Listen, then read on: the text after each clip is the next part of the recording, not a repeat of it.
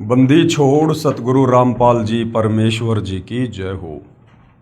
परम पिता परमात्मा सारी सृष्टि के रचनहार कुल मालिक असंख्य ब्रह्मांडों के स्वामी जगत गुरु तीनों लोकों में प्रवेश करके सबका धारण पोषण करने वाले राजाधीराज आत्माधार नाथों के नाथ देवों के देव महादेव सर्वेश्वर महेश्वर मृत्युंजय अजरो अमर आदि अनादि सनातनी प्रभु जगत पिता जगदीश्वर श्री श्री 1008 की उपाधि के वास्तविक अधिकारी अकाल मूर्त शब्द स्वरूपी राम वासुदेव सर्वगतम ब्रह्म परम पूज्य प्रथम पूज्य परम संत परम पुरुष परम धनी परम दयालु सत्य कबीर हक्का कबीर अल्लाहु कबीर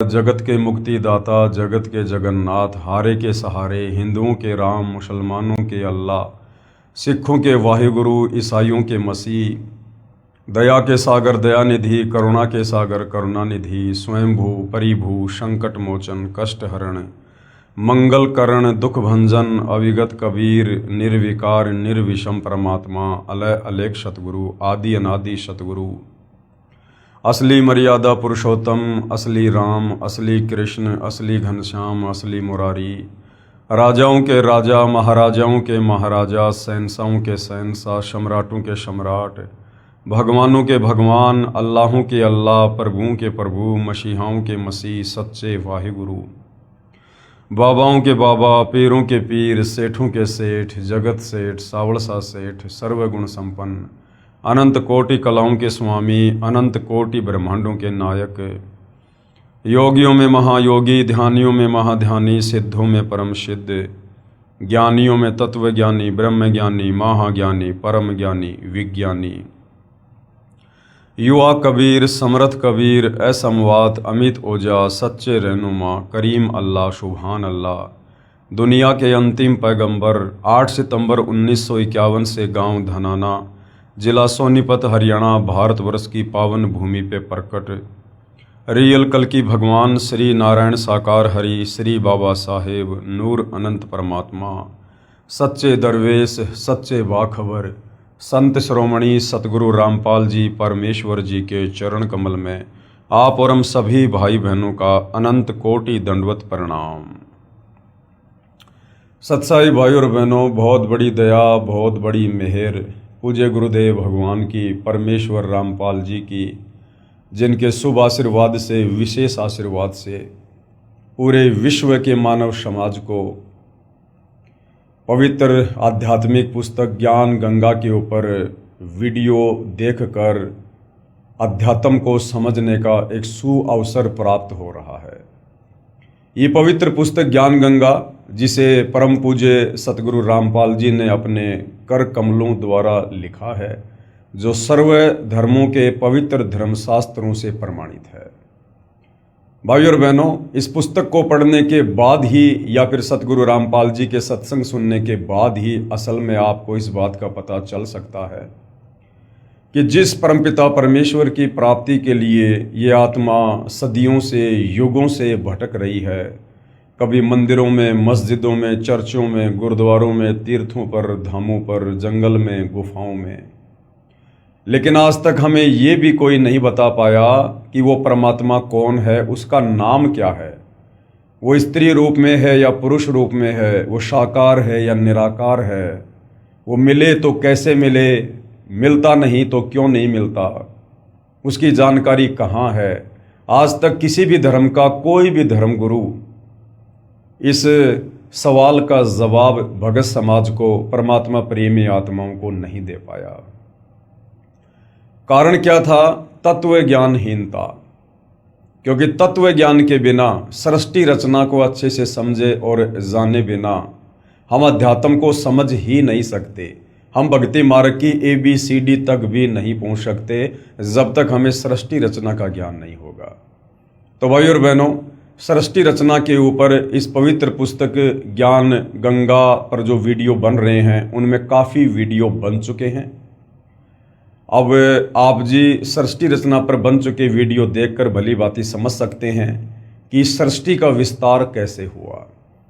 ये सूर्य, चंद्रमा, तारे, नक्षत्र, ग्रह, उपग्रह, पिंड, ये ब्रह्मांड, ये उपग्रह, ये किस प्रकार से बने हैं।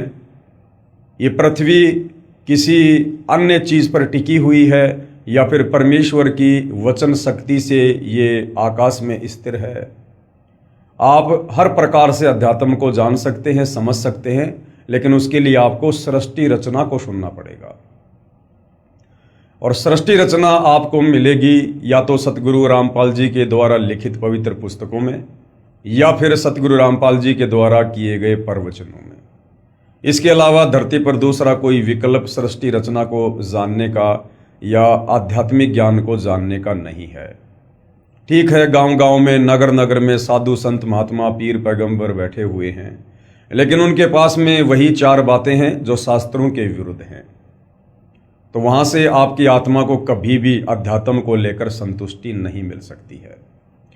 तो भाई और बहनों, आज इस पवित्र पुस्तक ज्ञान गंगा के ऊपर जो वीडियो बनाने की श्रृंखला जारी है, इस श्रृंखला में आज हमारा ये 18वें नंबर का वीडियो है। और अभी तक हमने अध्यात्म के विषय में लगभग बहुत कुछ जान लिया है, पहचान लिया है, समझ लिया है, जितना हमें हमारे आत्मा के कल्याण के लिए ज़रूरी है।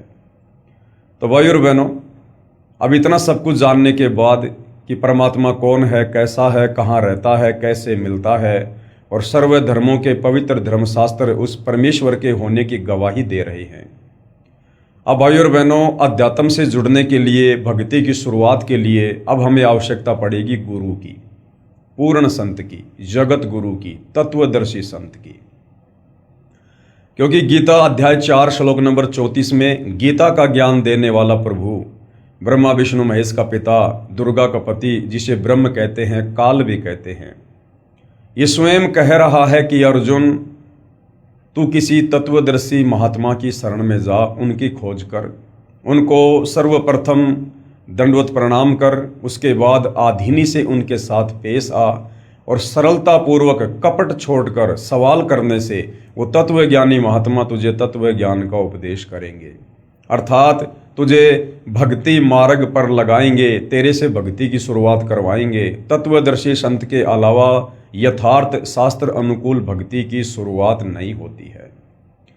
तो भाई और बहनों, अब सबसे बड़ी समस्या आप और हमारे सामने यानी भगत समाज के सामने ये ज्ञान सुनने के बाद, सृष्टि रचना को सुनने के बाद यही आएगी कि भाई पूर्ण संत कौन होता है, पूर्ण संत की क्या पहचान होती है, हम कैसे पहचान करें कि कौन संत सच्चा है।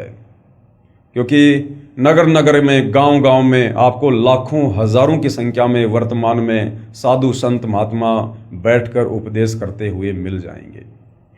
और उन साधु संत महात्माओं की वेशभूषा को देखकर और उनके भक्तों की भीड़ को देखकर आप यही सोचोगे कि बस दुनिया में इनके अलावा और कहीं कोई साधु संत महात्मा नहीं है।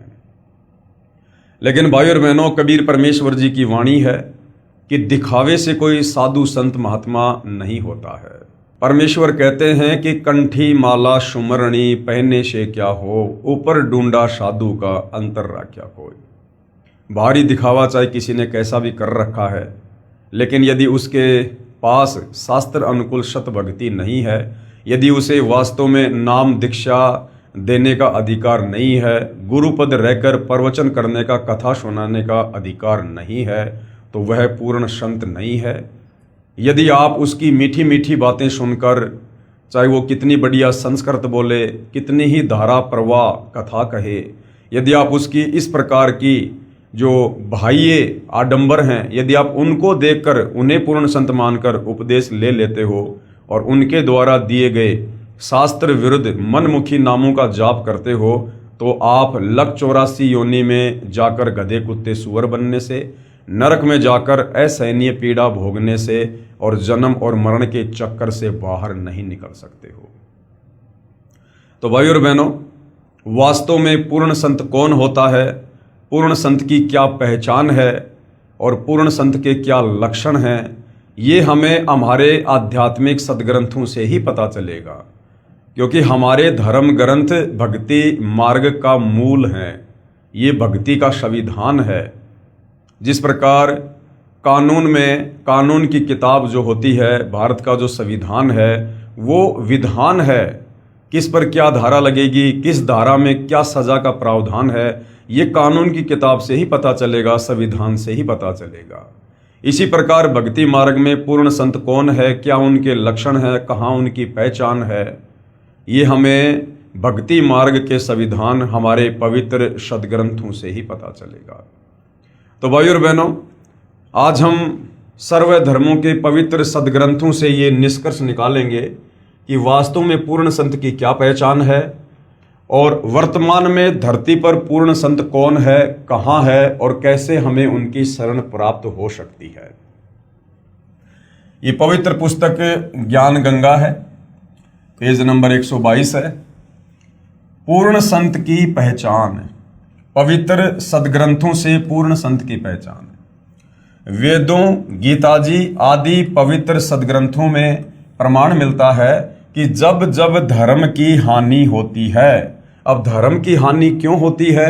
शास्त्र विरुद्ध साधना जब हद से ज़्यादा बढ़ जाती है, जैसे वर्तमान में बढ़ी हुई है, तो उससे साधक को भक्ति करते करते भी किसी प्रकार का कोई लाभ नहीं मिलता है और अंत में वो साधक नास्तिकता की ओर चल पड़ता है कि भाई धरती पर भगवान नहीं है, जिस कारण से धरती पर अधर्म बढ़ने लगता है और धर्म की हानि होती है। जब जब धर्म की हानि होती है वह अधर्म की वृद्धि होती है। अब भक्ति से कुछ लाभ होते नहीं, बेचारा थक जाता है कावड़ ला ला के, पैदल यात्रा कर करके, मंदिरों में जल चढ़ा चढ़ा के, दूध चढ़ा चढ़ा के, मंदिर मस्जिद चर्च गुरुद्वारों में प्रार्थना कर करके अंत में वो गलत रास्ता अपना लेता है कि कुछ नहीं रखा भक्ति में, कहीं भगवान नहीं है। फिर वो घटिया कर्म करना शुरू कर देता है 2 पैसे कमाने के लिए। फिर चोरी, जारी, काला बाजारी, मिलावट, रिश्वत लेना, भ्रष्टाचार, इस प्रकार के घटिया कर्म करना शुरू कर देता है, क्योंकि शास्त्र विरुद्ध साधना करने के चलते उसे भगवान की भक्ति से कोई लाभ होता नहीं है और वो व्यक्ति फिर अंत में कुमार्ग पर निकल पड़ता है। तथा वर्तमान के नकली संत, महंत व गुरुओं द्वारा भक्ति मार्ग के स्वरूप को बिगाड़ दिया गया होता है। जैसे वर्तमान में एकमात्र सतगुरु रामपाल जी के अलावा इस पूरे विश्व में जितने भी धर्म है और उन धर्मों में जितने भी धर्मगुरु हैं, उनके द्वारा पूरे समाज को केवल शास्त्र विरुद्ध साधना ही करवाई जा रही है और शास्त्र विरुद्ध व्याख्या कर करके भक्ति और भगवान की और पूरे समाज को बिगाड़ दिया है।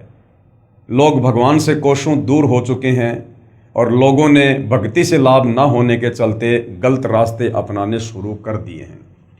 फिर परमेश्वर स्वयं आकर या अपने परम ज्ञानी संत को भेजकर सच्चे ज्ञान के द्वारा धर्म की पुनः स्थापना करता है।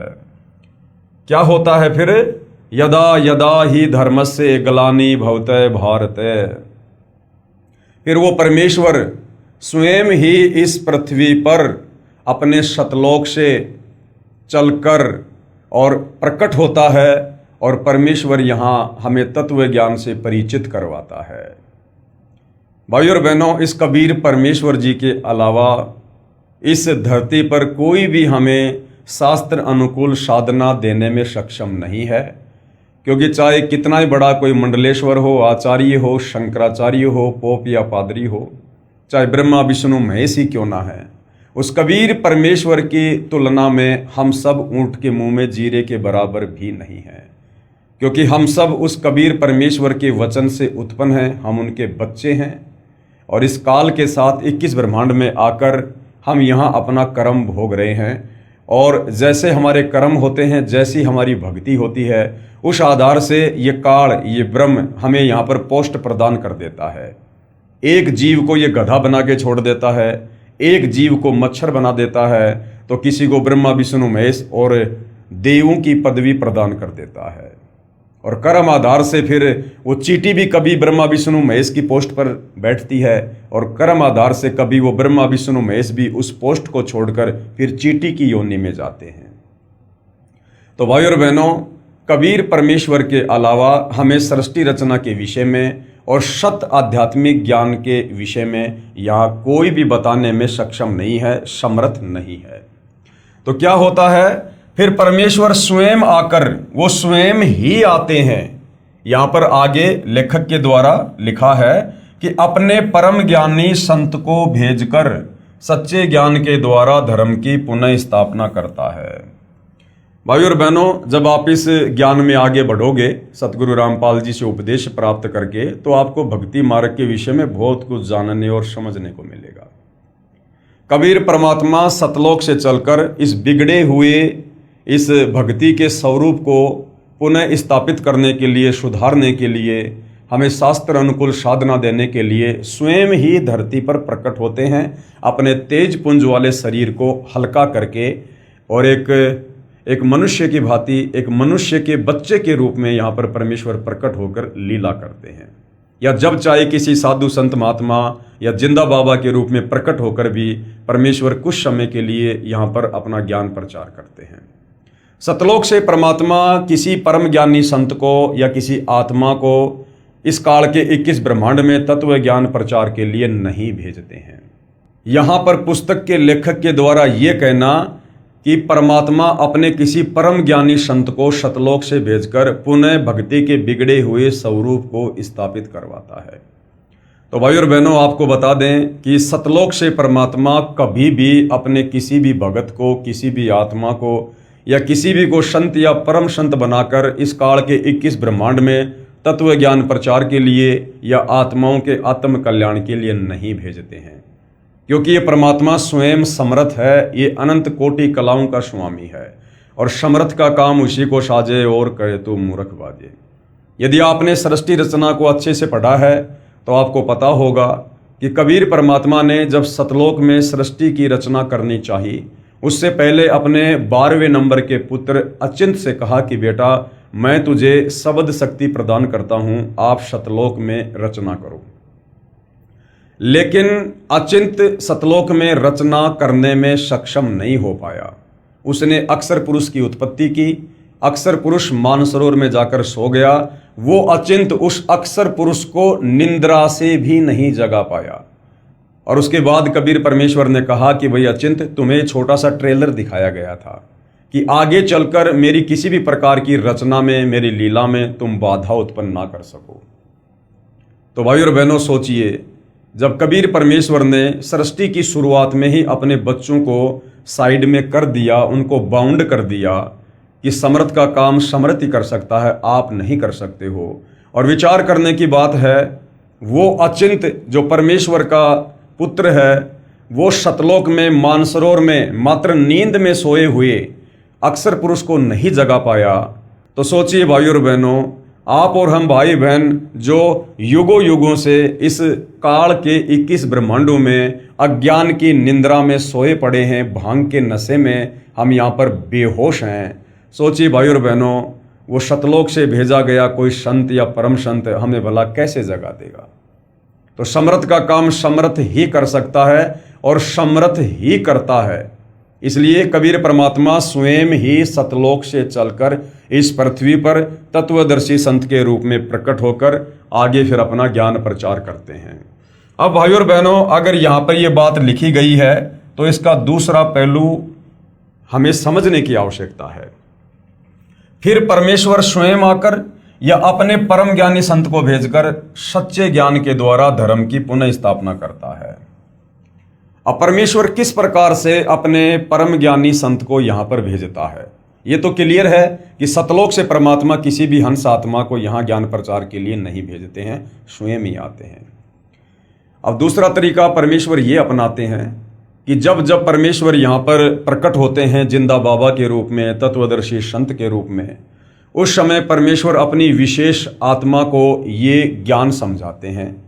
उस आत्मा को परमेश्वर नाम दीक्षा देते हैं और उसे अपना गवाह बनाने के लिए परमेश्वर उस आत्मा को सतलोक ले जाते हैं, उसे सारी सृष्टि रचना से परिचित करवाते हैं, इस काल के 21 ब्रह्मांडों की सृष्टि रचना से परिचित करवाते हैं और परमेश्वर उस आत्मा का ज्ञान योग खोल देते हैं और फिर उस आत्मा को पुनः शरीर में वापस भेज देते हैं।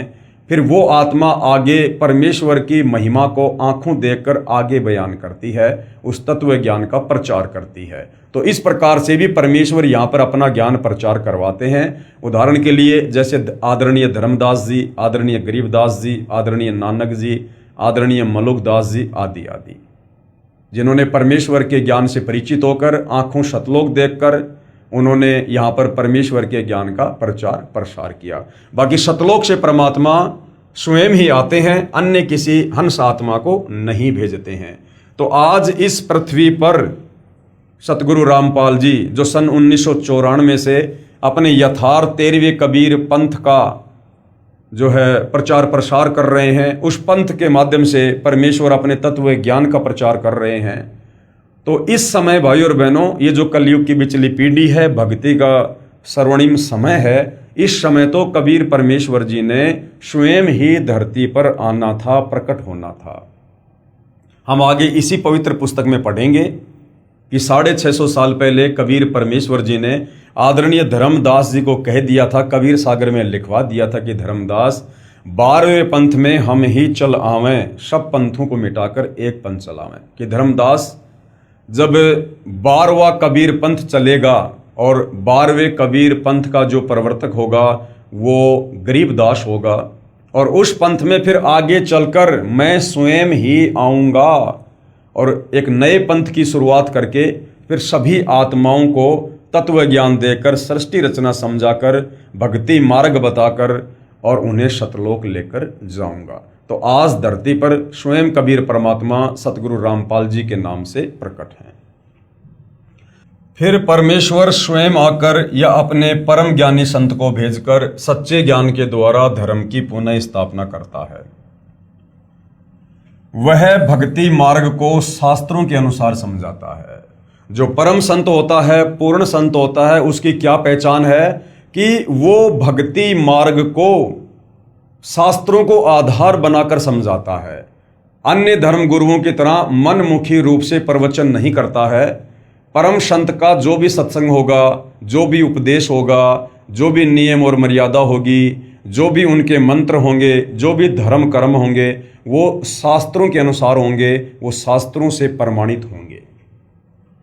वह भक्ति मार्ग को शास्त्रों के अनुसार समझाता है। उसकी पहचान होती है कि वर्तमान के धर्म गुरु उसके विरोध में खड़े होकर राजा व प्रजा को गुमराह करके उसके ऊपर अत्याचार करवाते हैं। कबीर साहिब जी अपनी वाणी में कहते हैं कि जो मम संत सत शब्द दृढ़ावे, वाके संग सब राड बढ़ावे, या सब संत महंतन की करनी, धर्मदास में तो से वर्णी। कबीर परमात्मा जी ने 650 साल पहले कह दिया था, कबीर सागर में लिखवा दिया था कि धर्मदास जो सच्चा संत होगा, जो पूर्ण संत होगा, उसकी एक पहचान ये है कि जब वो इस काल के लोक में आकर सृष्टि रचना बताएगा। अब सृष्टि रचना में इस काल का, दुर्गा का सारा पाखंड उजागर करना होता है, और ये बात इस काल को रास नहीं आती है, जिस कारण से सृष्टि रचना बताने वाले उस परम संत के विरुद्ध वो अपने नकली साधु संतों को प्रेरित करके उसके विरुद्ध खड़ा कर देता है, उसके खिलाफ खड़ा कर देता है। जिस प्रकार वर्तमान में सतगुरु रामपाल जी सृष्टि रचना बता रहे हैं, सत्य आध्यात्मिक ज्ञान का प्रचार कर रहे हैं, आत्माओं को काल के बंधन से छुड़वाने वाली भक्ति दे रहे हैं, जो काल को रास नहीं आ रहा है। और किस प्रकार से सन 1994 से इस भक्ति मार्ग की प्रचार प्रसार में सतगुरु रामपाल जी को अकल्पनीय संघर्षों का सामना करना पड़ रहा है। सन 2006 में क्रोथा कांड हुआ, 21 महीने निर्दोष होते हुए जेल में रहे। उसके बाद 2014 में बरवाला कांड हुआ, निर्दोष होने के बावजूद भी 11 साल जेल में रहे, और भी कई प्रकार के जो है अत्याचारों का और संघर्षों का सामना उनको करना पड़ा। तो ये भी एक परम संत की पहचान होती है कि काल इस सत भक्ति मार्ग में, जो कि शास्त्रों पर आधारित होता है, इस सत भक्ति मार्ग को इतनी आसानी से आगे नहीं बढ़ने देता है। परंतु काल अपने इस षड्यंत्र में सफल नहीं हो पाता है, क्योंकि उस तत्वदर्शी संत के रूप में, उस पूर्ण संत के रूप में स्वयं कबीर परमात्मा ही होते हैं, जिनके अलावा दूसरा कोई समर्थ, कोई सर्वशक्तिमान इस सृष्टि में नहीं है। जो मम संत सत शब्द दृढ़ावे, वाके संग सब राड बढ़ावे, या सब संत महंतन की करनी, धर्मदास में तो से वर्णी। कबीर साहिब अपने प्रिय शिष्य धर्मदास को इस वाणी में ये समझा रहे हैं कि जो मेरा संत सत भक्ति मार्ग को बताएगा, यानी शास्त्र अनुकूल साधना समाज से करवाएगा, उसके साथ सभी संत व महंत झगड़ा करेंगे, ये उसकी पहचान होगी। तो वर्तमान में भाइयों और बहनों, आप जी भली भांति पूर्ण संत की पहचान करते हुए सतगुरु रामपाल जी के इस लीला में जीवन को देख सकते हैं, समझ सकते हैं। दूसरी क्या पहचान होगी? दूसरी पहचान, वह संत सभी धर्म ग्रंथों का पूर्ण जानकार होता है। जो तत्वदर्शी संत होगा, जो पूर्ण संत होगा, वो केवल जिस धर्म में प्रकट होता है और सांसारिक दृष्टि में लोगों की नजरों में जन्म लेकर आया हुआ होता है, वो जो भी ज्ञान बताएगा वो ना केवल उस धर्म में प्रकट होने के कारण मात्र उस धर्म के शास्त्रों का ही नहीं, अपितु पूरे विश्व के धर्म शास्त्रों का वो ज्ञाता होगा। आज वर्तमान में सतगुरु रामपाल जी के अलावा ऐसा पूर्ण संत आपको कहीं भी देखने को नहीं मिलेगा। सतगुरु रामपाल जी ने हिंदुओं के 4 वेद, पवित्र गीता जी, 18 पुराण, साथ में हिंदू धर्म में पूर्व में हो चुके नामी गिरामी साधु संत महात्माओं के जो ग्रंथ है, उनसे भी भक्ति मार्ग को सिद्ध किया है। मुसलमान भाइयों की 4 कतेब, तौरात, जबूर, इंजिल, कुरान शरीफ, कुरान मस्जिद और अन्य महापुरुषों की जीवनी जो पैगंबर यानी अवतार के तौर पर आ चुके हैं, उससे सतगुरु रामपाल जी ने निष्कर्ष निकाल के समाज को शत भक्ति बताई है। सिख भाइयों का गुरु ग्रंथ साहिब, इससे भी सतगुरु रामपाल जी ने सृष्टि रचना को, पूर्ण संत की पहचान और भक्ति मार्ग को साबित करके बताया है। साथ ही ईसाइयों की बाइबल से भी परमपिता परमेश्वर ने सृष्टि रचना को और शास्त्र अनुकूल साधना को सिद्ध करके दिखाया है। तो सतगुरु रामपाल जी के अलावा आज इस धरती पर पूरे विश्व के समस्त धर्मों के धर्मशास्त्रों का ज्ञाता आपको कहीं भी नजर नहीं आएगा, क्योंकि पूर्ण संत के अलावा कोई भी साधु संत महात्मा पूरे विश्व की समस्त भाषाओं का ज्ञाता नहीं हो सकता। कोई भी साधु संत महात्मा कबीर परमेश्वर के अलावा सर्वज्ञ नहीं हो सकता है। और आपको जानकर भाइयों और बहनों आश्चर्य होगा, आदरणीय गरीबदास जी जो गांव छुड़ानी, जिला झज्जर, हरियाणा में लगभग 300 वर्ष पहले हुए थे, जिनको सतलोक से चलकर जिंदा बाबा के रूप में कबीर परमेश्वर मिले थे, उनके शरीर से आत्मा को निकालकर सतलोक लेकर गए थे। उन्हें सर्व सृष्टि से परिचित करवाया, सतलोक से परिचित करवाया, काल के 21 ब्रह्मांड से उनको परिचित करवाया, उनका ज्ञान योग खोला और वापस उनकी आत्मा को शरीर में जो है वो प्रवेश किया। उसके बाद आदरणीय गरीबदास जी ने 24,000 वाणियों युक्त सदग्रंथ साहिब की रचना की, जिसको 5वां वेद सूक्ष्म वेद भी कहा जाता है। और इस 5वें वेद सूक्ष्म वेद की सबसे बड़ी खासियत यह है कि इसमें विश्व के सभी देशों की भाषाओं के शब्दों का समावेश है। और 300 साल से आदरणीय गरीबदास जी के सदग्रंथ साहिब के ऊपर किसी भी साधु संत महात्मा ने, यहाँ तक कि गरीबदास पंथ के संतों ने भी खुलासा नहीं किया, जो है उसका खोलकर जनता के सामने विश्लेषण नहीं किया। केवल सतगुरु रामपाल जी जो सन 1993 से आदरणीय गरीबदास जी के सदग्रंथ साहिब को खोल कर बता रहे हैं, जिस सदग्रंथ साहिब में लगभग 300 से ज़्यादा देशों की भाषाओं के शब्दों का समावेश है। तो भाइयों और बहनों, ऐसा अद्भुत कारनामा, ऐसा अद्भुत करिश्मा पूर्ण परमेश्वर के अलावा तत्वदर्शी संत के रूप में और कोई भी नहीं कर सकता है। तो दूसरी पहचान है, वह संत सभी धर्म ग्रंथों का पूर्ण जानकार होता है। प्रमाण सतगुरु गरीबदास जी की वाणी में, सतगुरु के लक्षण कहूँ मधुरे बैन विनोद, 4 वेद 6 शास्त्र कहे 18 बोध। आदरणीय गरीबदास जी क्या कहते हैं कि मैं आपको पूर्ण सतगुरु के, पूर्ण संत के लक्षण बताता हूँ। मधुरे बैन विनोद, उसकी भाषा बड़ी प्यार और प्रेम वाली होगी। 4 वेद 6 शास्त्र, वो चारों वेदों का पूर्ण ज्ञाता होगा। 6 शास्त्रों का पूर्ण ज्ञाता होगा और कई 18 बोध और 18 प्रकार का ज्ञान। जैसे चारों वेद ये एक ज्ञान है, 18 पुराण ये एक ज्ञान है, 6 शास्त्र ये एक ज्ञान है। इस प्रकार वह 18 ज्ञान का कंप्लीट जानकार होगा। तो भाई और बहनों, ये लक्षण आपको वर्तमान में परम पूज्य सतगुरु रामपाल जी के अलावा इस विश्व में 21 ब्रह्मांड में कहीं भी देखने और सुनने को नहीं मिलेगा। तो ये भी एक पहचान है कि सतगुरु रामपाल जी वर्तमान में धरती पर पूर्ण संत है, जिनसे उपदेश लेकर हम अपनी आत्मा का कल्याण करवा सकते हैं। सतगुरु गरीबदास जी महाराज अपनी वाणी में पूर्ण संत की पहचान बता रहे हैं कि वह चारों वेदों, 6 शास्त्रों, 18 पुराणों आदि सभी ग्रंथों का पूर्ण जानकार होगा, अर्थात उनका सार निकाल कर बताएगा, निष्कर्ष निकाल कर बताएगा। यजुर्वेद अध्याय 19 मंत्र 25 और 26 में लिखा है कि वेदों के अधूरे वाक्यों अर्थात सांकेतिक शब्दों व 1/4 श्लोकों को पूरा करके विस्तार से बताएगा। वह 3 समय की पूजा बताएगा। आज आप सोशल मीडिया पर देख रहे होंगे कि भाई आने वाला समय विनाशकारी है, युग परिवर्तन का समय है, और लोग बार बार कह रहे हैं कि वही बचेगा जो त्रिकाल संध्या करेगा, जो त्रिकाल संध्या करेगा, जो माधव नाम का जाप करेगा। अब भाई और बहनों, वर्तमान में सतगुरु रामपाल जी के अलावा इस धरती पर किसी के पास त्रिकाल संध्या नहीं है।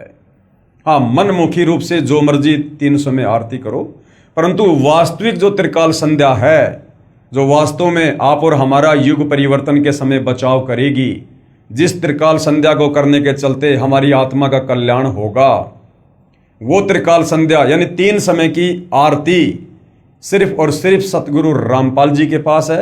और सतगुरु रामपाल जी से उपदेश प्राप्त करने के बाद ही आप उस त्रिकाल संध्या का पाठ करके लाभ उठा सकते हो।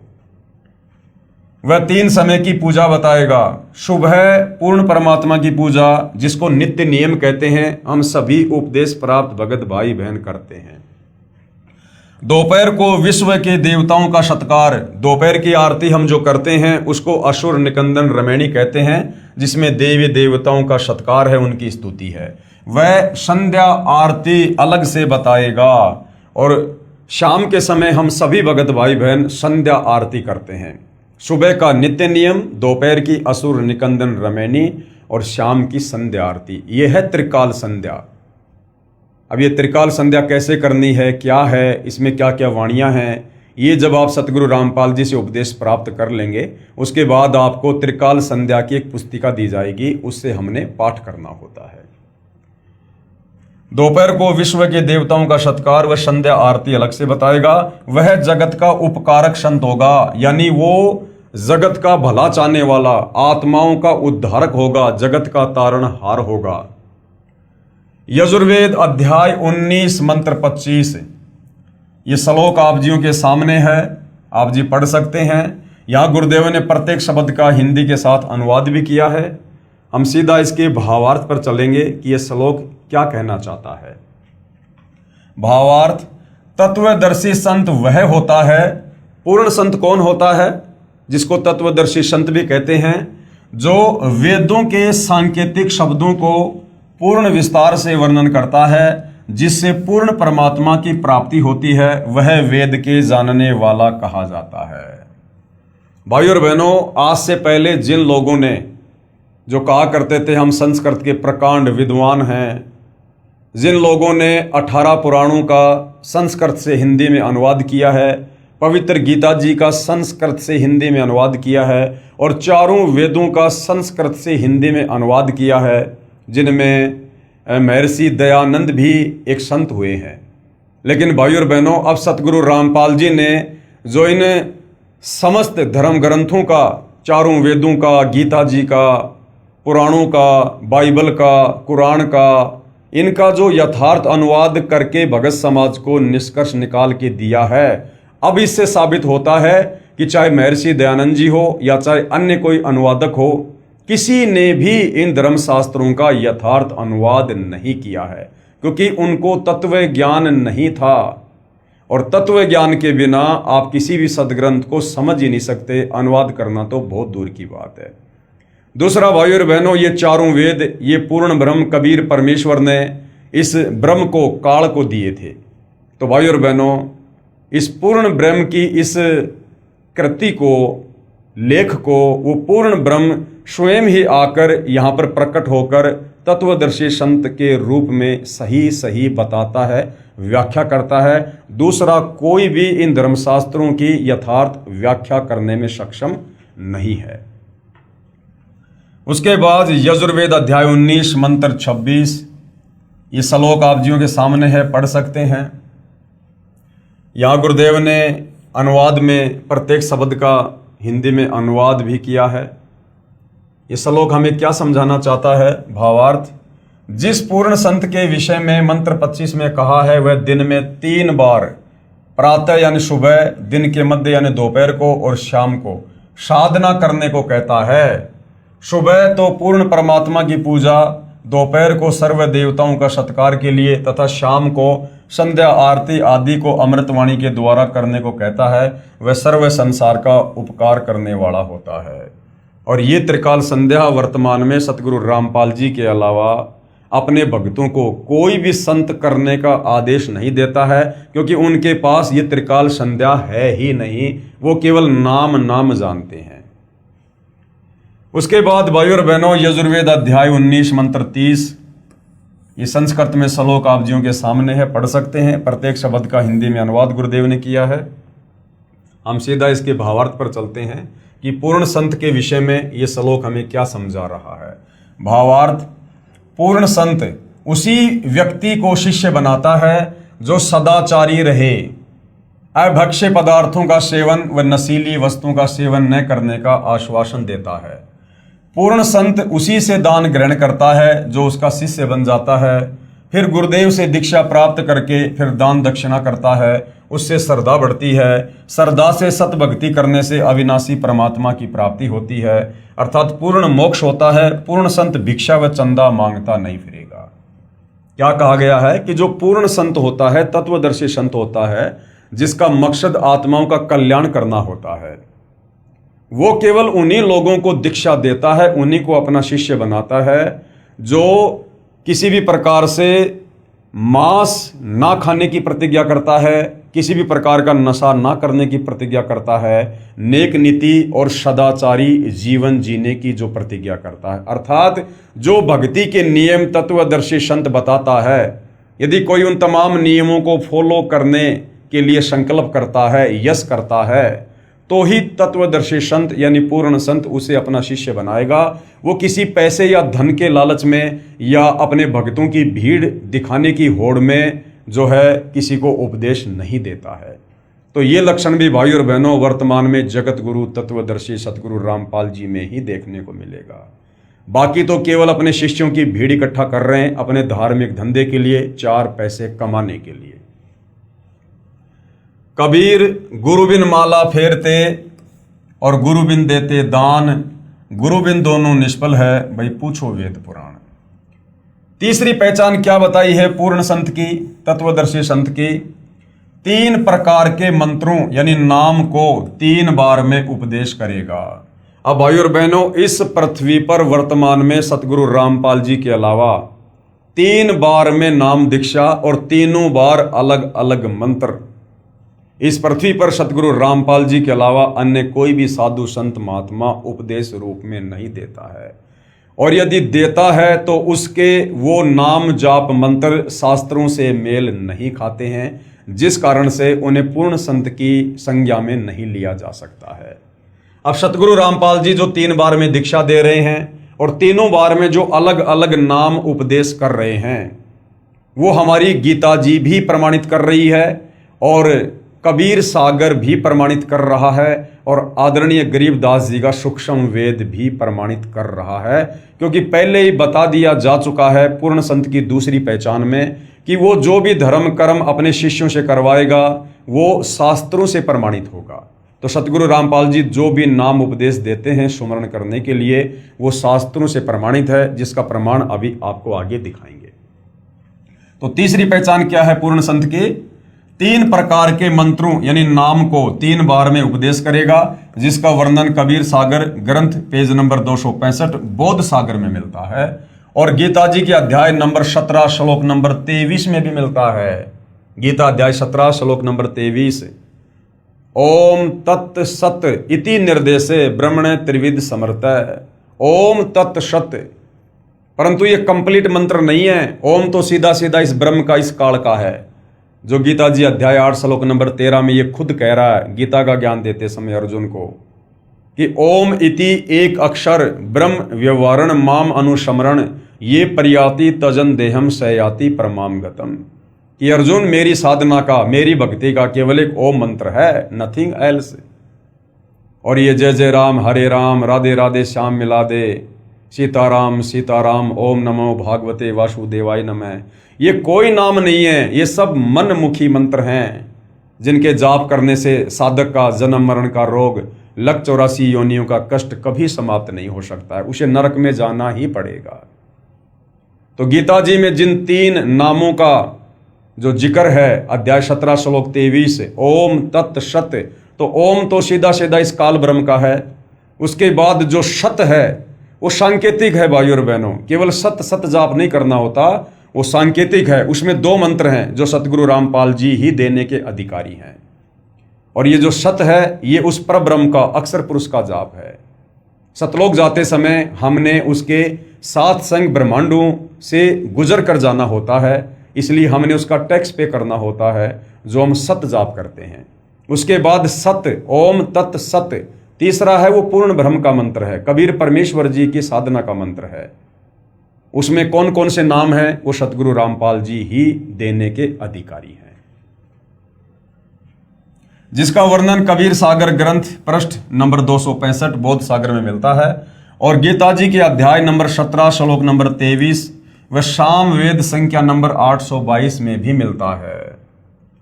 कबीर सागर में अमर मूल बोध सागर पेज नंबर 265। देखिए भाई और बहनों, ये प्रमाण आप जियों के सामने है। क्या लिखा हुआ है? तब कबीर अस कव्वे लीना ज्ञान भेद सकल कह दीना धर्मदास मैं कहूँ विचारी जेते निभै सब संसारी। प्रथम ही शिष्य होए जो आई, जो प्रथम बार शिष्य बनने के लिए आता है, उपदेश लेने के लिए आता है, ता कहे पान देऊं तुम भाई। ये धर्मदास जो पहली बार नाम उपदेश लेने के लिए आता है उसको पान परवाना यानी जो प्रथम मंत्र होता है, जिसमें 7 मंत्र हैं जो वर्तमान में केवल सतगुरु रामपाल जी ही देते हैं, अन्य संतों के पास नहीं है, ना वो अधिकारी हैं। तो जो प्रथम बार नाम उपदेश लेने के लिए आता है उसको पान परवाना दिया जाता है, उसको प्रथम मंत्र दिया जाता है। उसके बाद जब देखूं तुम दृढ़ता ज्ञाना, उसके बाद जब उस भगत में थोड़ी सी वो दृढ़ता देखते हैं कि ये भक्ति सही कर रहा है, इसकी रुचि है, उसके बाद ता कह कहूं शब्द परवाना, उसके बाद उसको शब्द दिया जाता है, फिर उसको सतनाम दिया जाता है जो 2 मंत्र का है।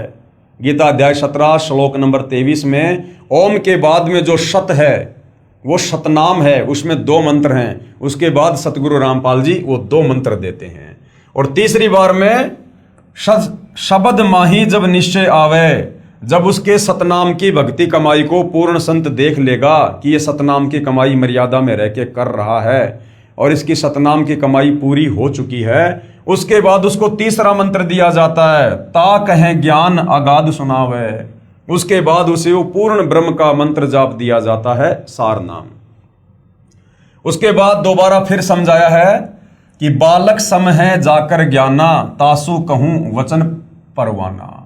जो प्रथम बार नाम दीक्षा लेने आता है, जिसको अध्यात्म के विषय में कुछ भी पता नहीं होता है, जो बालक की तरह होता है, उसको वचन परवाना यानी उसको पान परवाना वो प्रथम नाम दिया जाता है, जिसमें 7 मंत्र हैं। जाको सूक्ष्म ज्ञान है भाई ताको सुमरण देऊं लखाई। उसके बाद जब उसकी दृढ़ता को देखते हैं कि इसकी भक्ति में रुचि बढ़ रही है, फिर उसके बाद उसको सुमरण दिया जाता है, श्वास ऊं श्वास का सुमरण, वो 2 मंत्र का, जिसको सतनाम कहते हैं। तीसरी बार में ज्ञान गम में जाको पुनि होई सार शब्द जाको कैसोई। उसके बाद में उसको 3 मंत्र का पूर्ण ब्रह्म परमेश्वर का सार नाम दिया जाता है। जाको होए दिव्य ज्ञान प्रवेशा, ताको कहे तत्व ज्ञान उपदेशा। उपरोक्त वाणी से स्पष्ट है कि कड़िहार गुरु यानी पूर्ण संत 3 स्थिति में सार नाम तक प्रदान करता है। वो 3 स्थिति में अपने भगत को उपदेश देता है। तो भाइयों और बहनों, ये लक्षण वर्तमान में सतगुरु रामपाल जी के अलावा आपको धरती पर 3 बार में अपने भक्तों को नाम उपदेश देने की जो प्रक्रिया है, ये आपको और किसी संत के मार्ग में नहीं मिलेगी। तथा चौथी स्थिति में सार शब्द प्रदान होता है। उसके बाद में जब उसके तीनों मंत्रों की कमाई पूरी हो जाती है, पूर्ण संत देख लेता है, फिर उसे सार शब्द उपलब्ध करवाता है, उसके अंतःकरण में सार शब्द को प्रकट करता है। ये चौथी स्थिति भाइयों और बहनों पूर्ण मोक्ष प्राप्ति की है। और ये सार शब्द ये सतगुरु रामपाल जी के अलावा भूल जाओ कि 21 ब्रह्मांड में किसी के भी पास होगा। और ये सार शब्द कोई 200, 400, 500, 1000 भक्तों को इकट्ठा करके नहीं दिया जाता है। जो उस शब्द के लायक हो जाता है, पूर्ण संत, तत्वदर्शी संत, उसको गुप्त में ये शब्द देता है, अर्थात ये शब्द जो है वो प्रकट करता है। क्योंकि कबीर सागर में तो ये प्रमाण बाद में देखा था, परंतु उपदेश विधि पहले ही पूज्य दादा गुरुदेव तथा परमेश्वर कबीर साहिब जी ने हमारे पूज्य गुरुदेव को प्रदान कर दी थी। अब ये इस पुस्तक का जो लेखक है, जो भगत है, वो यहाँ पर लिख रहा है कि सतगुरु रामपाल जी ने तो ये नाम दीक्षा देने की 3 बार की जो प्रक्रिया है, ये बाद में देखी थी। उससे पहले हमारे दादा गुरु जी और कबीर परमात्मा जी दिया करते थे। तो भाइयों और बहनों, ये लेखक के अपने विचार हैं, क्योंकि सतगुरु रामपाल जी स्वयं पूर्ण ब्रह्म परमात्मा है। और ये इस प्रकार से शास्त्रों का सहारा सिर्फ और सिर्फ आप और हमें अध्यात्म को समझाने के लिए ले रहे हैं। ये सारी बातें सतगुरु रामपाल जी, ये सारा ज्ञान, ये सारे मंत्र, सारी भक्ति, चारों वेदों का सहारा लिए बिना, बाइबल, कुरान, पुराण, तौरेत, जबूर, इंजिल, इन सब पुस्तकों का सहारा लिए बिना भी हमें ज्यों का त्यों बता सकते हैं, समझा सकते हैं। सतयुग में कौन सी गीता जी लिखी हुई थी, कौन सी कुरान शरीफ लिखी हुई थी, कौन से 18 पुराण लिखे हुए थे। ये भक्ति विधि, ये मंत्र, ये मर्यादा, सब कुछ कबीर परमात्मा सतयुग में, त्रेता में, द्वापर में अपने भक्तों को दिया करते थे। आज वही कबीर परमात्मा सतगुरु रामपाल जी के नाम से धरती पर प्रकट हैं। परंतु इस कलयुग में आप और हमारी आत्मा इतनी मलिन हो चुकी है, गंदी हो चुकी है, हम जब तक अपनी आंखों से बार बार कोई प्रमाण ना देख लें, हम उसको स्वीकार करने में सक्षम नहीं हैं। इसलिए आप और हमें विश्वास दिलाने के लिए सतगुरु रामपाल जी ने इन धर्मशास्त्रों का सहारा लेना पड़ रहा है। अन्यथा सतगुरु रामपाल जी तो स्वयं सर्व ज्ञान से, क्योंकि ये सर्वज्ञ है, परमात्मा है, ये परिपूर्ण हैं। इनको किन्हीं पुस्तकों का सहारा लेने की आवश्यकता नहीं है। जिस प्रकार भाइयों और बहनों टीचर होता है, अब टीचर वही होता है जो अपने सिलेबस से पूर्णतया परिचित होता है, लेकिन वो बच्चों के सामने, बच्चों को पढ़ाने के लिए, बच्चों को समझाने के लिए उन पुस्तकों को खोल खोल के समझाता है। वो टीचर अपने लिए नहीं समझता है, अपने लिए नहीं पढ़ता है वो पुस्तक। वो टीचर तो सर्वज्ञ है, उस टीचर को उस पाठ्यक्रम के विषय में पूरा ज्ञान है, तभी तो वो टीचर बना है। लेकिन वो नादान बच्चे, वो उस सिलेबस से अपरिचित हैं। उन बच्चों को समझाने के लिए टीचर ने बार बार पुस्तक खोलकर उसको पढ़कर समझाना पड़ता है। इसी प्रकार सतगुरु रामपाल जी तो इस कंप्लीट अध्यात्म से पूर्णतया परिचित हैं। इन्हें आवश्यकता नहीं किसी वेद, कुरान, पुराण की।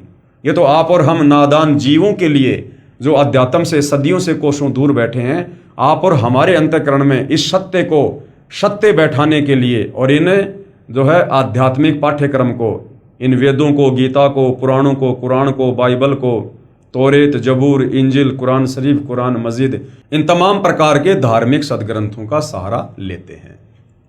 तो सतगुरु रामपाल जी को आवश्यकता नहीं है, जो हमारे को शुरू से ही 3 बार में नाम दान की दीक्षा करते आ रहे हैं। हमारे गुरुदेव सतगुरु रामपाल जी महाराज प्रथम बार में श्री गणेश जी, श्री ब्रह्मा शांतरी जी, श्री लक्ष्मी विष्णु जी, श्री शंकर पार्वती जी व माता शेरा वाली का नाम जाप देते हैं। जो प्रथम बार में दीक्षा दी जाती है सतगुरु रामपाल जी के पंथ में, उसमें 7 मंत्र दिए जाते हैं, जिनमें सर्वप्रथम और अंत का जो मंत्र है वो कबीर परमेश्वर जी का है, पूर्ण ब्रह्म का है। और बीच में जो 5 मंत्र हैं वो विशेषकर हिंदू समाज जिसे अपने प्रधान देवी देवता मानते हैं, जो हमारे शरीर में बने उन कमल चक्रों में विद्यमान है, जैसे श्री ब्रह्मा और शांवत्री जी, श्री गणेश जी, श्री विष्णु लक्ष्मी जी, शेरावाली, शंकर और पार्वती। सतगुरु रामपाल जी इन पांचों देवताओं के यथार्थ मंत्र प्रथम नाम दीक्षा में साधक को जो है नाम दान के रूप में देते हैं, उपदेश के रूप में देते हैं। अब बहुत सारे भाई बहन कह देते हैं सतगुरु रामपाल जी के सत्संग ना सुन पाने के चलते, उनकी पुस्तकें ना पढ़ पाने के चलते, कि सतगुरु रामपाल जी तो देवी देवताओं की भक्ति छुड़वाते हैं। भाई जब आप सतगुरु रामपाल जी के प्रवचन सुनोगे तब आपको समझ में आएगा कि सतगुरु रामपाल जी देवी देवताओं की भक्ति नहीं छुड़वाते, वरन सतगुरु रामपाल जी तो देवी देवताओं की यथार्थ भक्ति हिंदू समाज से करवा रहे हैं, पूरे विश्व के मानव से करवा रहे हैं। हम केवल इन देवी देवताओं के नाम जानते हैं, शंकर जी, गणेश जी, ब्रह्मा जी, विष्णु जी, और हमारे नादान धर्मगुरु जो तत्व ज्ञान से अपरिचित थे, इन्हें इन देवी देवताओं के मूल मंत्रों का, बीज मंत्रों का ज्ञान नहीं, जिससे ये देवी देवता तुरंत प्रभावित होकर हमें कुछ लाभ दें। तो इन्होंने केवल देवी देवताओं के नाम ही रटवाने शुरू कर दिए।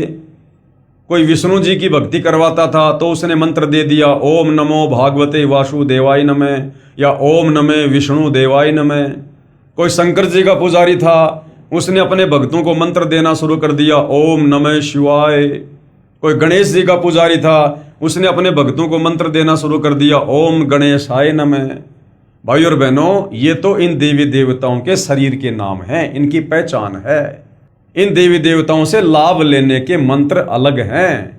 जिस प्रकार आप जी एक कुत्ते को जो आपके पास में बैठा हो उधर मुंह करके आप उसको बार बार कहिए कुत्ता कुत्ता, ए कुत्ता इधर आ कुत्ता, वो कुत्ता कान उठाकर भी नहीं सुनेगा, नहीं देखेगा, क्योंकि कुत्ता उसके शरीर का नाम है। लेकिन यदि आपने उस कुत्ते को अपने पास बुलाना है, उसका ध्यान आकर्षित करना है, तो उसका मूल मंत्र अलग है, उसका बीज मंत्र अलग है, जिससे वो प्रभावित होगा। आप धीरे से कह दीजिए त्योल त्योल, तुरंत कान खड़ा करके देखेगा कि मुझे कौन पुकार रहा है। आप भैंसे को भैंसा भैंसा कहिए, जोटा जोटा कहिए, वो नहीं देखेगा आपकी तरफ। उसका एक मूल मंत्र है जिससे वो आकर्षित होता है, प्रभावित होता है। आप धीरे से बोल दो उर्र रही, तुरंत आपकी तरफ वो आंख गाड़ के देखने लगेगा। इसी प्रकार ये जितने भी देवी देवता हैं जिनके मंत्र सतगुरु रामपाल जी प्रथम नाम दीक्षा में देते हैं, ये इन देवी देवताओं के मूल मंत्र हैं, इनके बीज मंत्र हैं। इन मंत्रों का पूर्ण संत से नाम उपदेश लेकर जाप करते ही ये तुरंत आकर्षित होकर ये आपको अपने स्तर का लाभ देना शुरू कर देंगे। बाकी इनके नाम आप चाहे पूरी जिंदगी जपते रहिए, और जप ही रहे सदियों से हमारे नादान धर्म गुरुओं ने मात्र देवी देवताओं के शरीर के नाम ही तो जपवाए हैं। आज सबकी दुर्गति हुई पड़ी है। इन देवी देवताओं की भक्ति करते करते भी लोग दुखी परेशान, हॉस्पिटल पे हॉस्पिटल खुल रही हैं। अरे भगवान की भक्ति से तो रोग कम होने चाहिए, यहाँ दिन रात रोग बढ़ते जा रहे हैं, हॉस्पिटल बढ़ते जा रहे हैं, इंसान की दुर्गति होती जा रही है। तो भाई और बहनों, आप और हमें ये नादान धर्मगुरु इन देवी देवताओं की भी सत्य साधना नहीं बता रहे थे, जिस कारण से हमें थोड़ा बहुत लाभ भी प्राप्त नहीं हो पा रहा था। और जो थोड़ा बहुत लाभ हमें मिल रहा है या मिल रहा था, हम तो सोच रहे थे कि हमारी वर्तमान भक्ति से मिल रहा है। नहीं, ये हमारे पूर्व मनुष्य जन्मों की जो भक्ति कमाई थी, जो हमारे अंतःकरण में संचित थी, हमें उससे लाभ मिल रहा था। वर्तमान शास्त्र विरुद्ध साधना से और मनमुखी नामों के जाप से किसी को किसी प्रकार का कोई लाभ नहीं होता है। हाँ, अब यदि आपको सर्वस्व लाभ प्राप्त करने हैं, इन देवी देवताओं से भी आपको सर्व लाभ प्राप्त करने हैं, तो भी आपको सतगुरु रामपाल जी से दीक्षा लेकर और इन देवी देवताओं के यथार्थ मूल मंत्रों का ही जाप करना पड़ेगा, जिनका वास हमारे मानव शरीर में बने चक्रों में होता है। मूल आधार यानी मूल चक्कर में श्री गणेश जी का वास है, शवात चक्कर में ब्रह्मा शांवत्री जी का वास है, नाभि चक्कर में लक्ष्मी विष्णु जी का वास है, हृदय चक्कर में शंकर पार्वती जी का वास है, और कंठ चक्कर में शेरावाली माता का वास है। और इन सब देवी देवताओं के आदि अनादि नाम मंत्र होते हैं, यानी इनके मूल मंत्र अलग हैं, बीज मंत्र अलग हैं, जिनका वर्तमान में गुरुओं को ज्ञान नहीं है। वर्तमान में धरती पर सतगुरु रामपाल जी को छोड़कर किसी भी धर्म के, किसी भी बड़े से बड़े धर्म गुरु, मंडलेश्वर, महामंडलेश्वर, आचार्य, शंकराचार्य किसी के पास नहीं है। इन मंत्रों के जाप से ये पांचों चक्कर खुल जाते हैं। इन चक्करों के खुलने के बाद मानव भक्ति करने के लायक बनता है। सतगुरु गरीबदास जी अपनी वाणी में प्रमाण देते हैं कि 5 नाम गुज गायत्री आत्म तत्व जगाओ, ओम किलियम हरियम श्रियम सोहम ध्याओ। ये मंत्र हैं उन 5 प्रधान देवी देवताओं के, ये बीज मंत्र हैं। लेकिन आप जी सोचो कि मैं यहीं से इन मंत्रों को उठा लूं और मैं कल से ही ओम किलियम हरियम श्रियम सोहम जाप करने लग जाऊंगा। ये मंत्र कंप्लीट नहीं है। कंप्लीट मंत्र आपको सतगुरु रामपाल जी बताएंगे और उसके बाद इन मंत्रों को किस प्रकार से जाप करना है, इन मंत्रों के जाप करने की विधि क्या है, ये भी आपको सतगुरु रामपाल जी ही बताएंगे। क्योंकि पूर्ण संत से जो अधिकारी होता है उससे उपदेश लिए बिना ये मंत्र अपना वास्तविक काम नहीं करेंगे। भावार्थ, 5 नाम जो गुज गायत्री है इनका जाप करके आत्मा को जागृत करो। दूसरी बार में 2 अक्षर का जाप देते हैं। जो पूर्ण संत होता है, तत्वदर्शी संत होता है, वो प्रथम बार में तो ये पान परवाना देगा जो प्रथम दीक्षा है, जिसमें बीच बीच के 5 मंत्र हैं। और दूसरी बार में 2 अक्षर का जाप देते हैं जिसको शतनाम भी कहा जाता है, जिनमें एक तो ओम है और दूसरा तत् जो कि गुप्त है। ये अक्षर पुरुष का है, पर ब्रह्म का मंत्र है। ये केवल उपदेशी को बताया जाता है, जिनको श्वास के साथ जाप किया जाता है। ओम तो सीधा मंत्र है काल का, ब्रह्म का। दूसरा ये जो तत् है ये अक्षर पुरुष का है, जिसके 7 संग ब्रह्मांड है, जो आपने सृष्टि रचना में पढ़ा। परंतु ये तत् कोई मंत्र नहीं है, तन तो एक सांकेतिक शब्द है। इस तत् के पीछे कौन सा मंत्र छुपा हुआ है जिसका जाप करने से ये कंप्लीट मंत्र बनेगा और हमें लाभ होगा, ये सतगुरु रामपाल जी ही अपने उपदेशी भगत को बताते हैं। फिर तीसरी बार में सारनाम देते हैं जो कि पूर्ण रूप से गुप्त है। तीसरी बार में जो सारनाम दिया जाता है वो पूर्ण रूप से गुप्त है। वो किसी को सार्वजनिक नहीं बताया जाता, खोलकर नहीं बताया जाता।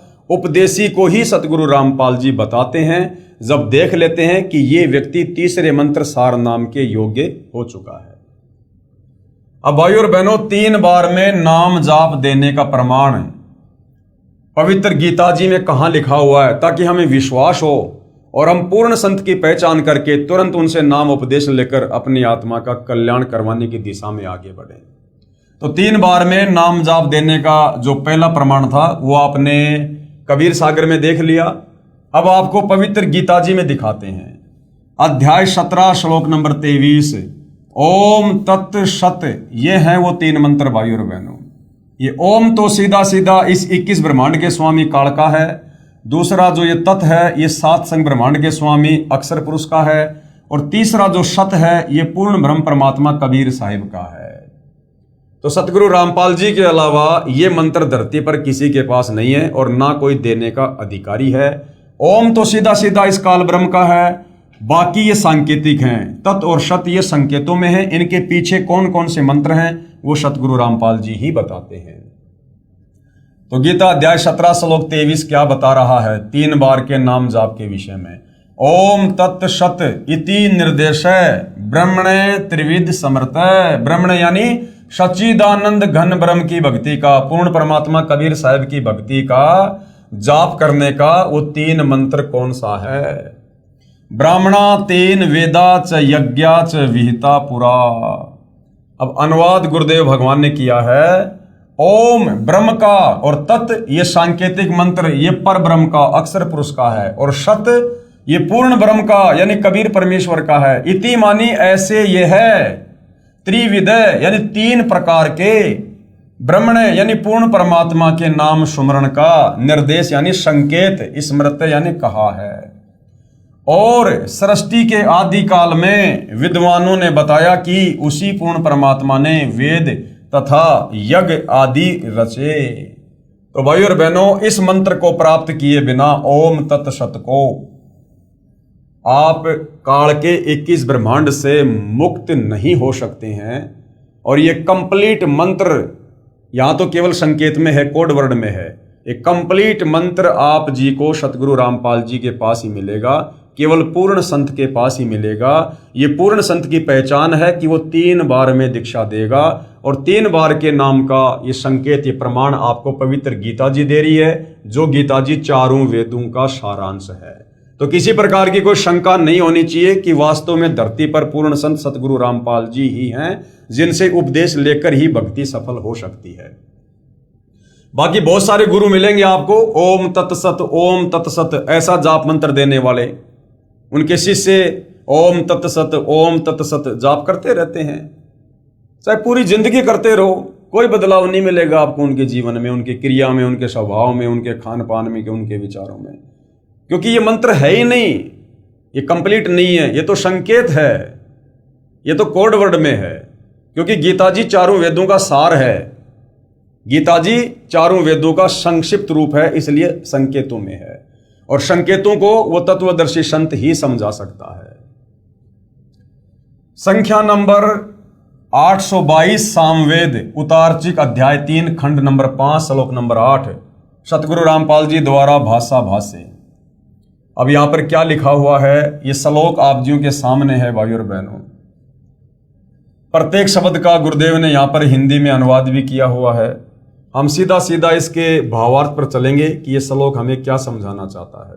भावार्थ, इस मंत्र में स्पष्ट किया है कि पूर्ण परमात्मा कबीर अर्थात कबीर मानव शरीर में गुरु रूप में प्रकट होकर प्रभु प्रेमियों को 3 नाम का जाप देकर सत्य भक्ति कराता है।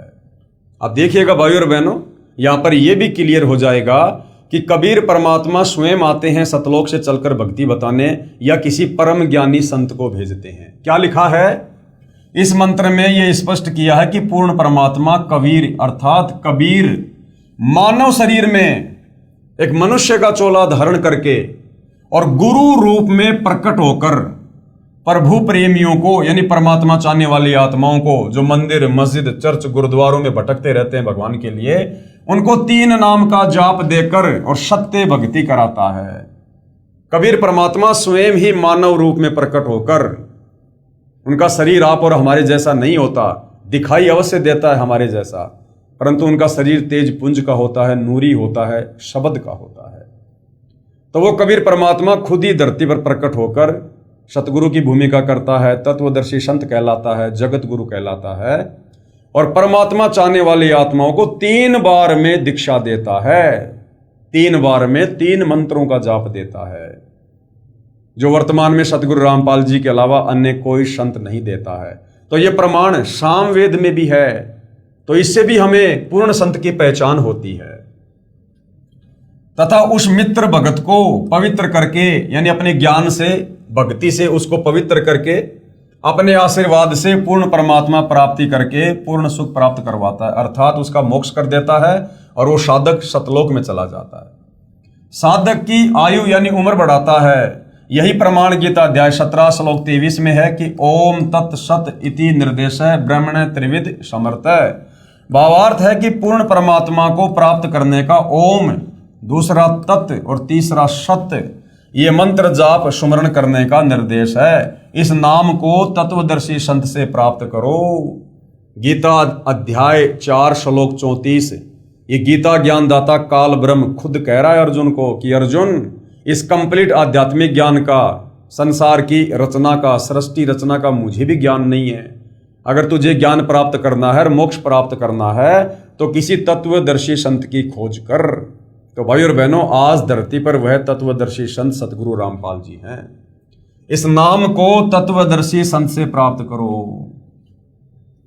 तत्वदर्शी संत के विषय में गीता अध्याय 4 श्लोक नंबर 34 में कहा है।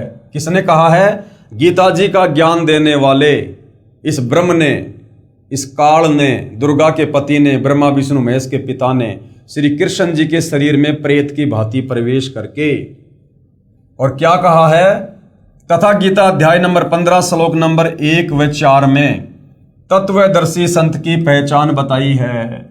गीता जी अध्याय 15 और श्लोक 1 से 4 में तत्वदर्शी संत की, पूर्ण संत की पहचान बताई गई है तथा कहा है कि तत्वदर्शी संत से तत्व ज्ञान जानकर उसके पश्चात उस परम पद परमेश्वर की खोज करनी चाहिए, जहां जाने के पश्चात साधक यानी भगत लौटकर संसार में यानी काल के 21 ब्रह्मांडों में नहीं आते, अर्थात पूर्ण मुक्त हो जाते हैं।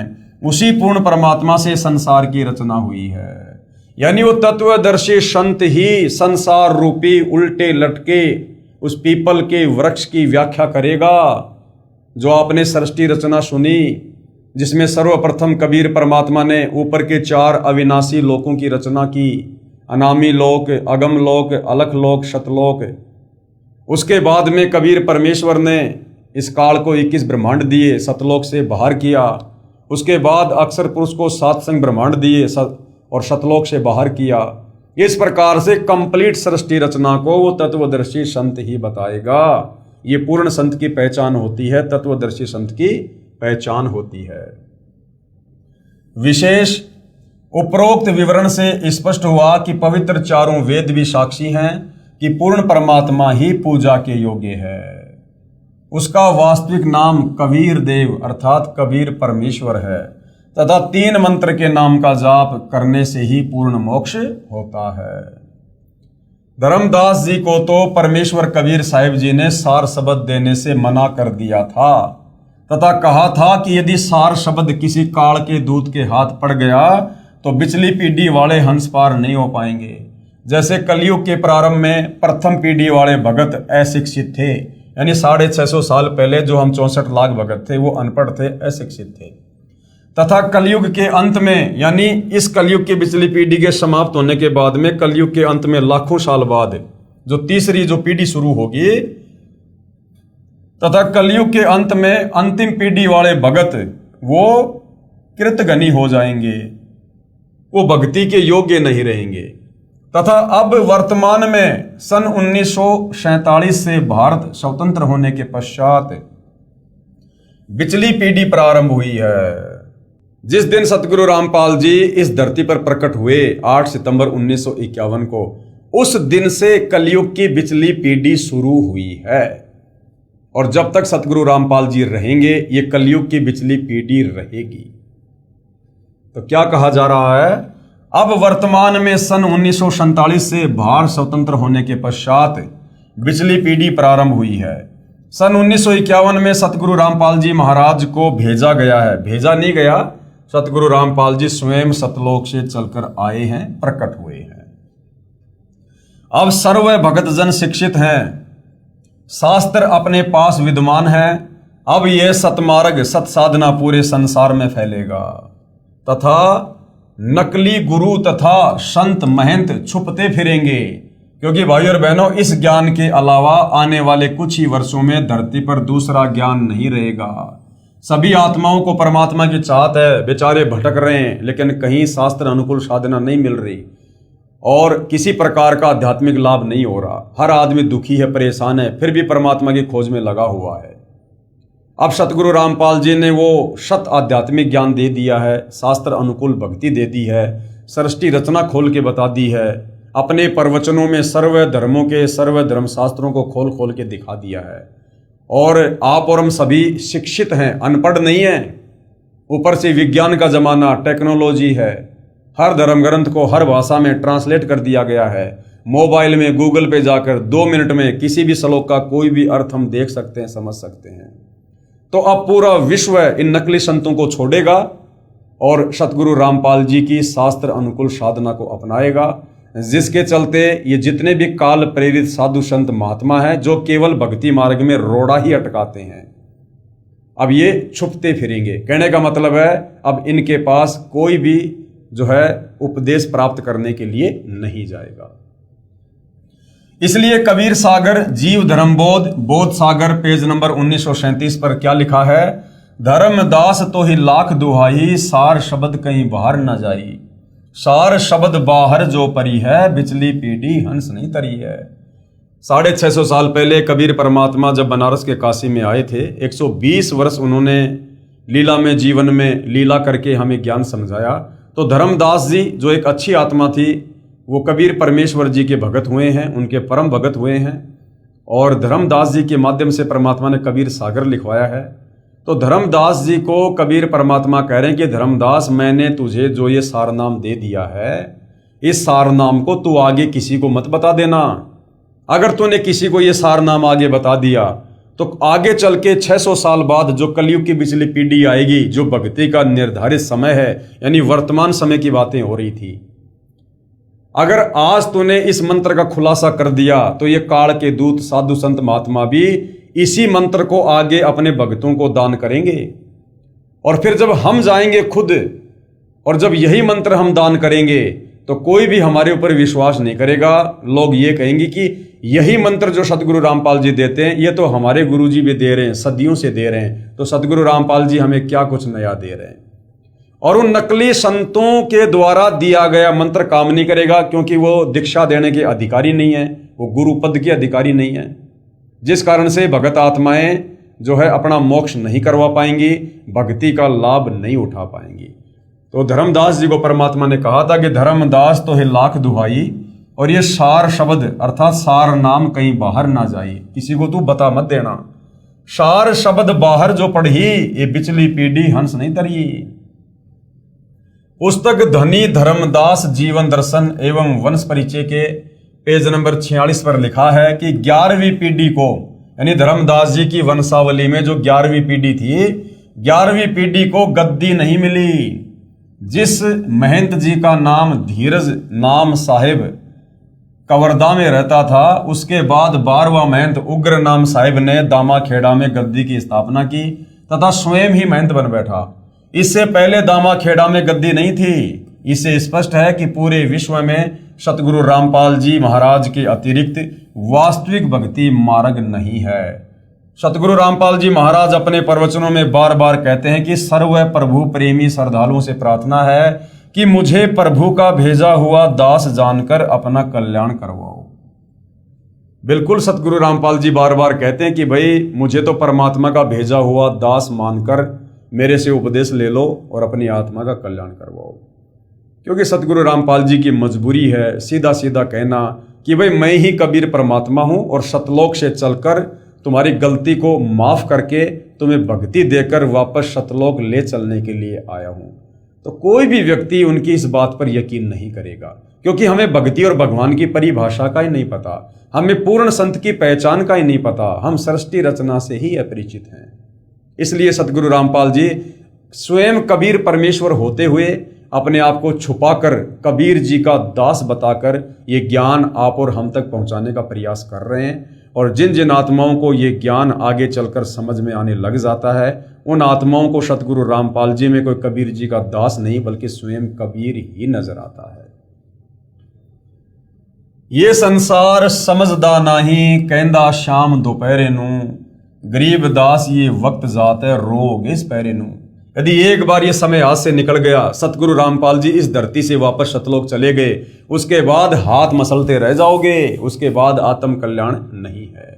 तो उनके रहते सहते उनसे नाम उपदेश लेकर भाई अपनी जो है आत्मा का कल्याण करवाना चाहिए। 12वां पंथ किसका? आदरणीय गरीबदास जी का 12वें पंथ यानी गरीबदास पंथ 12वां पंथ लिखा है कबीर सागर कबीर चरित्र बोध पेज नंबर 1870 पर। इसके विषय में कबीर सागर कबीर वाणी पेज नंबर 136-137 पर वाणी लिखी है कि अब आपको पता चलेगा कि सतगुरु रामपाल जी कौन है वर्तमान में, स्वयं कबीर जी हैं या कबीर जी के द्वारा भेजे गए दास हैं। संवत 1775 होई ता दिन प्रेम प्रकटे जग सोई, यानी ये आदरणीय गरीबदास जी के विषय में है कि सन 1775 में आदरणीय गरीबदास जी का इस धरती पर प्राकाट्य होगा। और साखी हमारी लिए जीव समझावे असंख्य जन्म ठोर नहीं पावे। और गरीबदास जी इस 12वें पंथ की शुरुआत करेंगे, 12वें पंथ के गुरु होंगे। वो कबीर जी की वाणियों को आधार बनाकर ही ज्ञान समझाएंगे, परंतु गरीबदास जी के 12वें पंथ में नाम उपदेश प्राप्त करके कोई भी आत्मा सतलोक नहीं जा पाएगी। 12वें पंथ प्रकट है वाणी शब्द हमारे की निर्णय ठानी, अस्थिर घर का मर्म न पावे ये 12 पंथ हमी को ध्यान है। यानी भक्ति तो कबीर जी की करेंगे, परंतु complete way of worship, complete भक्ति की विधि 12वें पंथ में ना होने के कारण 12वें पंथ के भगत भी, साधक भी सतलोक नहीं जा पाएंगे। फिर क्या होगा? 12वें पंथ हम ही चल आवे। कबीर परमेश्वर जी ने 650 साल पहले धर्मदास जी को कह दिया था, कबीर सागर में लिखवा दिया था कि धर्मदास, जब गरीबदास जी का 12वां पंथ चल चुका होगा, उसके बाद उस 12वें पंथ में फिर आगे चलकर हम ही कौन? स्वयं कबीर जी, कि हम ही चल आवे, यानी मैं कबीर खुद ही आगे चलकर 12वें पंथ में आऊंगा और सब पंथ मेट एक ही पंथ चलावें, और सारे पंथों को खत्म करके, खत्म कैसे करेंगे? तलवार से नहीं, लड़ाई झगड़ा करके नहीं, अपना तत्व ज्ञान देकर उन 12 पंथों के अज्ञान को नष्ट कर देंगे और फिर एक नया पंथ चलाएंगे, 13वां कबीर पंथ। तो सन 1994 में सतगुरु रामपाल जी ने नया यथार्थ 13वां कबीर पंथ शुरू किया। उससे पहले 17 फरवरी 1988 को आदरणीय राम देवानंद जी को अपना मुंह बोला गुरु बनाकर गरीबदास के 12वें पंथ में प्रवेश किया, क्योंकि आदरणीय राम देवानंद जी गरीबदास जी के 12वें पंथ के अंतिम संत थे, अंतिम गुरु थे। तो 12वें पंथ में सतगुरु रामपाल जी ने स्वयं प्रवेश किया और उसके बाद सन 1994 में नाम दीक्षा देना शुरू करके नया यथार्थ 13वां कबीर पंथ शुरू किया। तो ये किसने शुरू करना था? कबीर ने या कबीर के दास ने? 12वें पंथ हम ही चल आवे। कबीर जी ने कहा था मैं खुद ही चल के आऊंगा भाई। तो भाई और बहनों, अब आप विचार कर सकते हो कि सतगुरु रामपाल जी स्वयं कबीर हैं या कबीर जी के द्वारा भेजे गए कोई परम ज्ञानी संत है। धर्मदास मेरी लाख दुहाई, सार शब्द बाहर ना जाई, सार शब्द बाहर जो पर ही, बिचली पीढ़ी हंस नहीं तरी। 33 अरब ज्ञान हम भाक्या, सार शब्द गुप्त ही राख्या। कबीर परमेश्वर ने कहा, धर्मदास मैं युगों युगों से, सदियों सदियों से यहाँ पर सतलोक से चलकर आता हूँ, ज्ञान समझाता हूँ। सतयुग में आया, त्रेता में आया, द्वापर में आया, और मैंने 33 अरब वाणियां बोली हैं, यानी इतना ज्ञान मैंने यहाँ पर बोल दिया जीवों को समझाने के लिए। परंतु वो जो सार शब्द है, जो मुक्ति का मंत्र है, उसको मैंने अभी तक गुप्त ही रखा है। मूल ज्ञान तब तक छुपाई, जब लग द्वादश पंथ ना मिट जाई। उस सार नाम को, उस सार शब्द को उस समय तक छुपा के रखना है जब तक ये 12 पंथ जो काल के द्वारा चलाए गए थे, जब तक ये 12 पंथ समाप्त ना हो जाएं। तो भाई और बहनों, अब ये सारे पंथ समाप्त हो चुके हैं। सतगुरु रामपाल जी के तत्व ज्ञान ने इन सब की मिट्टी पलीत कर दी है। ये जबरदस्ती जो है इन गद्दियों पर बैठे हुए हैं और ये ज़्यादा समय चलने वाला काम नहीं है। 2030 या 32 तक ये पूरी तरह से बिल्कुल सफाया हो जाएगा इन काल के दूतों का और इन काल के पंथों का। यहां पर साहिब कबीर जी अपने शिष्य धर्मदास जी को समझाते हैं कि संवत 1775 में मेरे ज्ञान का प्रचार होगा, जो 12वां पंथ होगा।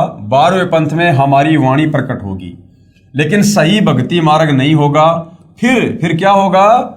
फिर 12वें पंथ में हम ही चलकर आएंगे, यानी हम कबीर स्वयं ही चलकर आएंगे। 650 साल पहले कबीर जी ने धर्मदास जी को कह दिया था। तो भाई कबीर परमात्मा है और परमात्मा का वचन कभी झूठा नहीं हो सकता। और सभी पंथ मिटाकर केवल एक पंथ चलाएंगे। लेकिन धर्मदास, तुझे लाख सौगंध है कि ये सार शब्द किसी कुपात्र को मत दे देना, नहीं तो पिछली पीढ़ी के हंस यानी भगत पार नहीं हो सकेंगे। इसलिए जब तक 12 पंथ मिटाकर एक पंथ नहीं चलेगा, तब तक मैं ये मूल ज्ञान छिपा के रखूंगा। संत गरीबदास जी महाराज की वाणी में नाम का महत्व। नाम अभय पद ऊंचा, संतो नाम अभय पद ऊंचा, राम दुहाई साच कह तू सतगुरु से पूछा। कहे कबीर पुरुष बरियाम, गरीबदास एक नौका नाम। जिस प्रकार समुद्र से नौका पार करती है, उसी प्रकार इस काल के समुद्र से, भवसागर से हमें नाम रूपी नौका ही, जो सतगुरु से उपदेश प्राप्त करके लेंगे, उसी से हम पार होंगे, यानी मोक्ष होगा। नाम निरंजन नीका, संतो नाम निरंजन नीका, तीर्थ व्रत थोतरे लागे, जब तब संजम फीका। गज तूरक पाल की अर्था, नाम बिना सब दान व्यर्था। कबीर नाम गहे सो संत सुजाना, नाम बिना जग उर्जाना। ताही ना जाने ये संसारा, नाम बिना सब जम के चारा। उस वास्तविक सार नाम सार शब्द के बिना सब यहां पर काल की खुराक ही बनकर रहेंगे। संत नानक जी की वाणी में नाम का महत्व। नानक नाम चढ़दी कला, तेरे भाणे सरबत दा भला। नानक दुखिया सब संसार, सुखिया सोए नाम आधार। जाप ताप ज्ञान सब ध्यान, सठ शास्त्र सिमृत व्याख्यान।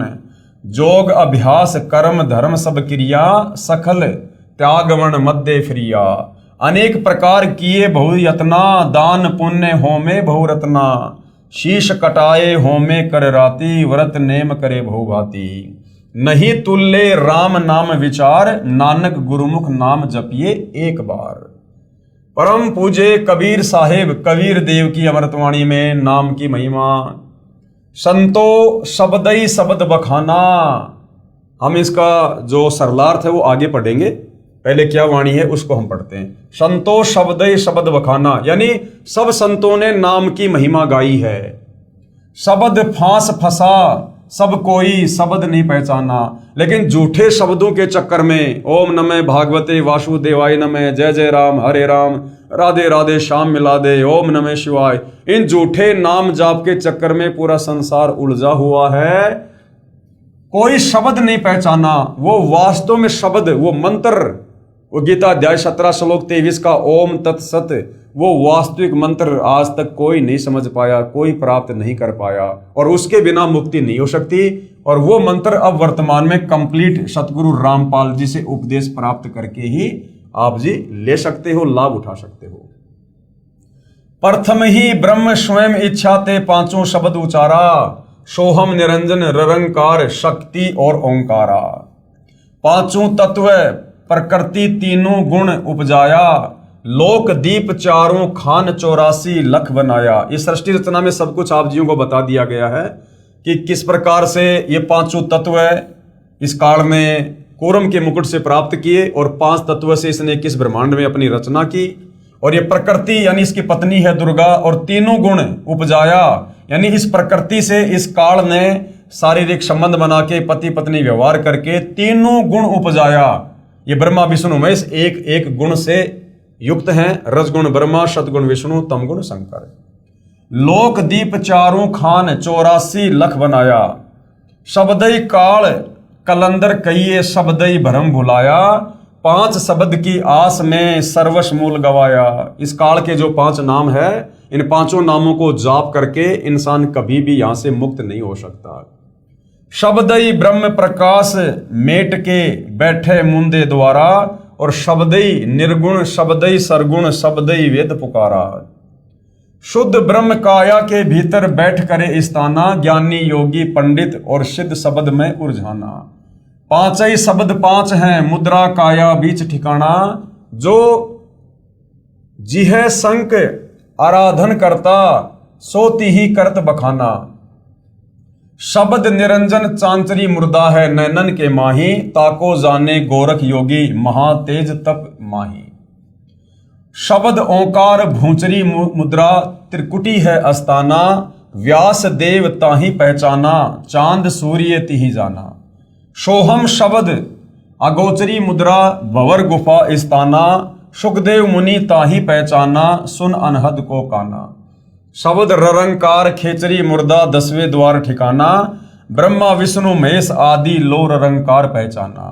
शक्ति शब्द ध्यान उन्मनी मुद्रा, बसे आकाश स्नेही। झिलमिल झिलमिल जोत दिखावे, जाने जनक विदेही। 5 शब्द 5 हैं, मुद्रा सो निश्चय कर जाना। आगे पुरुष पुराण नी अक्षर, तिनकी खबर न जाना। 9 नाथ 84 सिद्ध, लो 5 शब्द में अटके। और मुद्रा साध रहे गट भीतर, फिर औंधे मुंह लटके। 5 शब्द 5 हैं मुद्रा, लोक दीप यमजाला। कहे कबीर अक्षर के आगे नी अक्षर का उजियाला। अब क्या बताया गुरुदेव ने, इस काल के जो 5 मंत्र हैं, इन 5 मंत्रों को किन किन संतों ने महापुरुषों ने जपा, और इन 5 मंत्रों को जपने के बावजूद भी तत्वदर्शी संत के अभाव में, कंप्लीट भक्ति के कोर्स के अभाव में वो काल के ही जाल में रहे। जैसा कि इस शब्द संतों शब्दई शब्द बखाना, इसमें लिखा है कि सभी संत जन शब्द यानी नाम की महिमा सुनाते हैं। पूर्ण ब्रह्म कबीर साहिब जी ने बताया है कि शब्द सत्य पुरुष का भी है, जो कि सत्य पुरुष का प्रतीक है। वह ज्योति निरंजन काल का प्रतीक भी शब्द ही है। जैसे शब्द ज्योति निरंजन, जब कबीर परमात्मा ने इसको अंडे से उत्पन्न किया तो इसका क्या नाम रखा था? ज्योति निरंजन। तो ये ज्योति निरंजन इस काल का शब्द है। जैसे शब्द ज्योति निरंजन यह चांचरी मुद्रा को प्राप्त करवाता है। इसको गोरख योगी ने बहुत अधिक तप करके प्राप्त किया, जो कि आम साधारण व्यक्ति के बस की बात नहीं है, लेकिन वो भी पार नहीं हो पाया। वो गोरख भी 650 साल पहले कबीर परमात्मा की शरण में आया, फिर कबीर परमेश्वर ने उसको 2 अक्षर का सतनाम दिया, तब जाकर कहीं उसका रास्ता निकला आत्म कल्याण का। और फिर गोरखनाथ काल तक ही साधना करके सिद्ध बन गए, मुक्त नहीं हो पाए। जब कबीर साहिब ने सतनाम तथा सारनाम दिया, तब काल से छुटकारा गोरखनाथ जी का हुआ। काल से छुटकारे का मतलब है अभी उसका पूर्ण मोक्ष नहीं हुआ है, फिर से परमात्मा उसको मनुष्य जन्म देगा और कभी अपनी शरण में लेगा। क्योंकि गोरखनाथ जी 650 साल पहले कबीर परमेश्वर जी की शरण में आए थे। और जब आप सतगुरु रामपाल जी के सत्संग सुनेंगे तो आपको पता चलेगा कि गोरखनाथ जी भी उन 64 लाख भक्तों में ही थे, और 64 के 64 लाख भगत उस समय फैल हो गए थे। किसी का भी आत्म कल्याण नहीं हुआ, क्योंकि आत्म कल्याण करने का ठीक का समय वर्तमान कलयुग की बिचली पीढ़ी है। इसलिए ज्योति निरंजन नाम का जाप करने वाले काल जाल से नहीं बच सकते, अर्थात सतलोक नहीं जा सकते। उसके बाद एक शब्द है ओंकार, यानी ओम, जो इस काल का जाप है। ओंकार का जाप करने से भूंचरी मुद्रा की स्थिति में साधक आ जाता है, जो कि वेद व्यास ने साधना की और काल जाल में ही रहा। उसके बाद में ये जो अकेला सोहम नाम है, इसको जाप करने से भी मुक्ति नहीं है। सोहम नाम के जाप से अगोचरी मुद्रा की स्थिति हो जाती है और काल के लोक में बनी भंवर गुफा में पहुंच जाते हैं, जिसकी साधना सुखदेव ऋषि ने की और केवल श्री विष्णु जी के लोक में बने स्वर्ग तक पहुंचा। उसके बाद में दूसरा शब्द है ररंकार। ये खैचरी मुद्रा 10वें द्वार सुषमणा तक पहुंच जाते हैं। ब्रह्मा विष्णु महेश तीनों ने ररंकार को ही सत्य मानकर काल के जाल में उलझे रहे। उसके बाद में है शक्ति, यानी श्रीयम, ये दुर्गा जी का मंत्र है। श्रीयम शब्द ये उन्मनी मुद्रा को प्राप्त करवा देता है, जिसको राजा जनक ने प्राप्त किया, परंतु मुक्ति नहीं हुई। कई संतों ने 5 नामों में शक्ति की जगह सत्य नाम जोड़ दिया है, जो कि सत्य नाम कोई जाप नहीं है। सतनाम कोई जाप नहीं है। सतनाम तो उस वास्तविक सच्चे नाम की ओर संकेत करता है कि भैया वो सच्चा नाम किसी पूर्ण संत से प्राप्त करके और अपनी आत्मा का कल्याण कराओ। ये सतनाम ये तो सच्चे नाम की तरफ इशारा करता है। जैसे सतलोक को सचखंड भी कहते हैं, ऐसे ही सत्य नाम वह सच्चा नाम है। केवल सतनाम जाप करने का नहीं है। इन 5 शब्दों की साधना करने वाले 9 नाथ तथा 84 सिद्ध भी इन्हीं तक सीमित रहे, यानी काल तक सीमित रहे, मोक्ष नहीं हुआ। तथा शरीर में यानी घट में ही धुन सुनकर आनंद लेते रहे, यानी काल इनको फंसा के रखता है इन 5 मंत्रों के जाप करवाकर।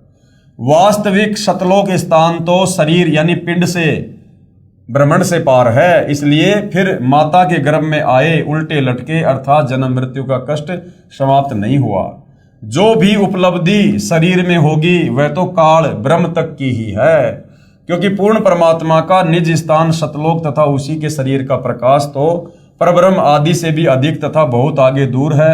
उसके लिए तो पूर्ण संत ही पूरी साधना बताएगा, जो 5 नामों शब्दों से भिन्न है। इस काल के 5 नामों से भिन्न है, उन शब्दों से हमारी मुक्ति होगी, जो शब्द आपको पूर्ण संत ही बताएगा, तत्वदर्शी संत ही बताएगा।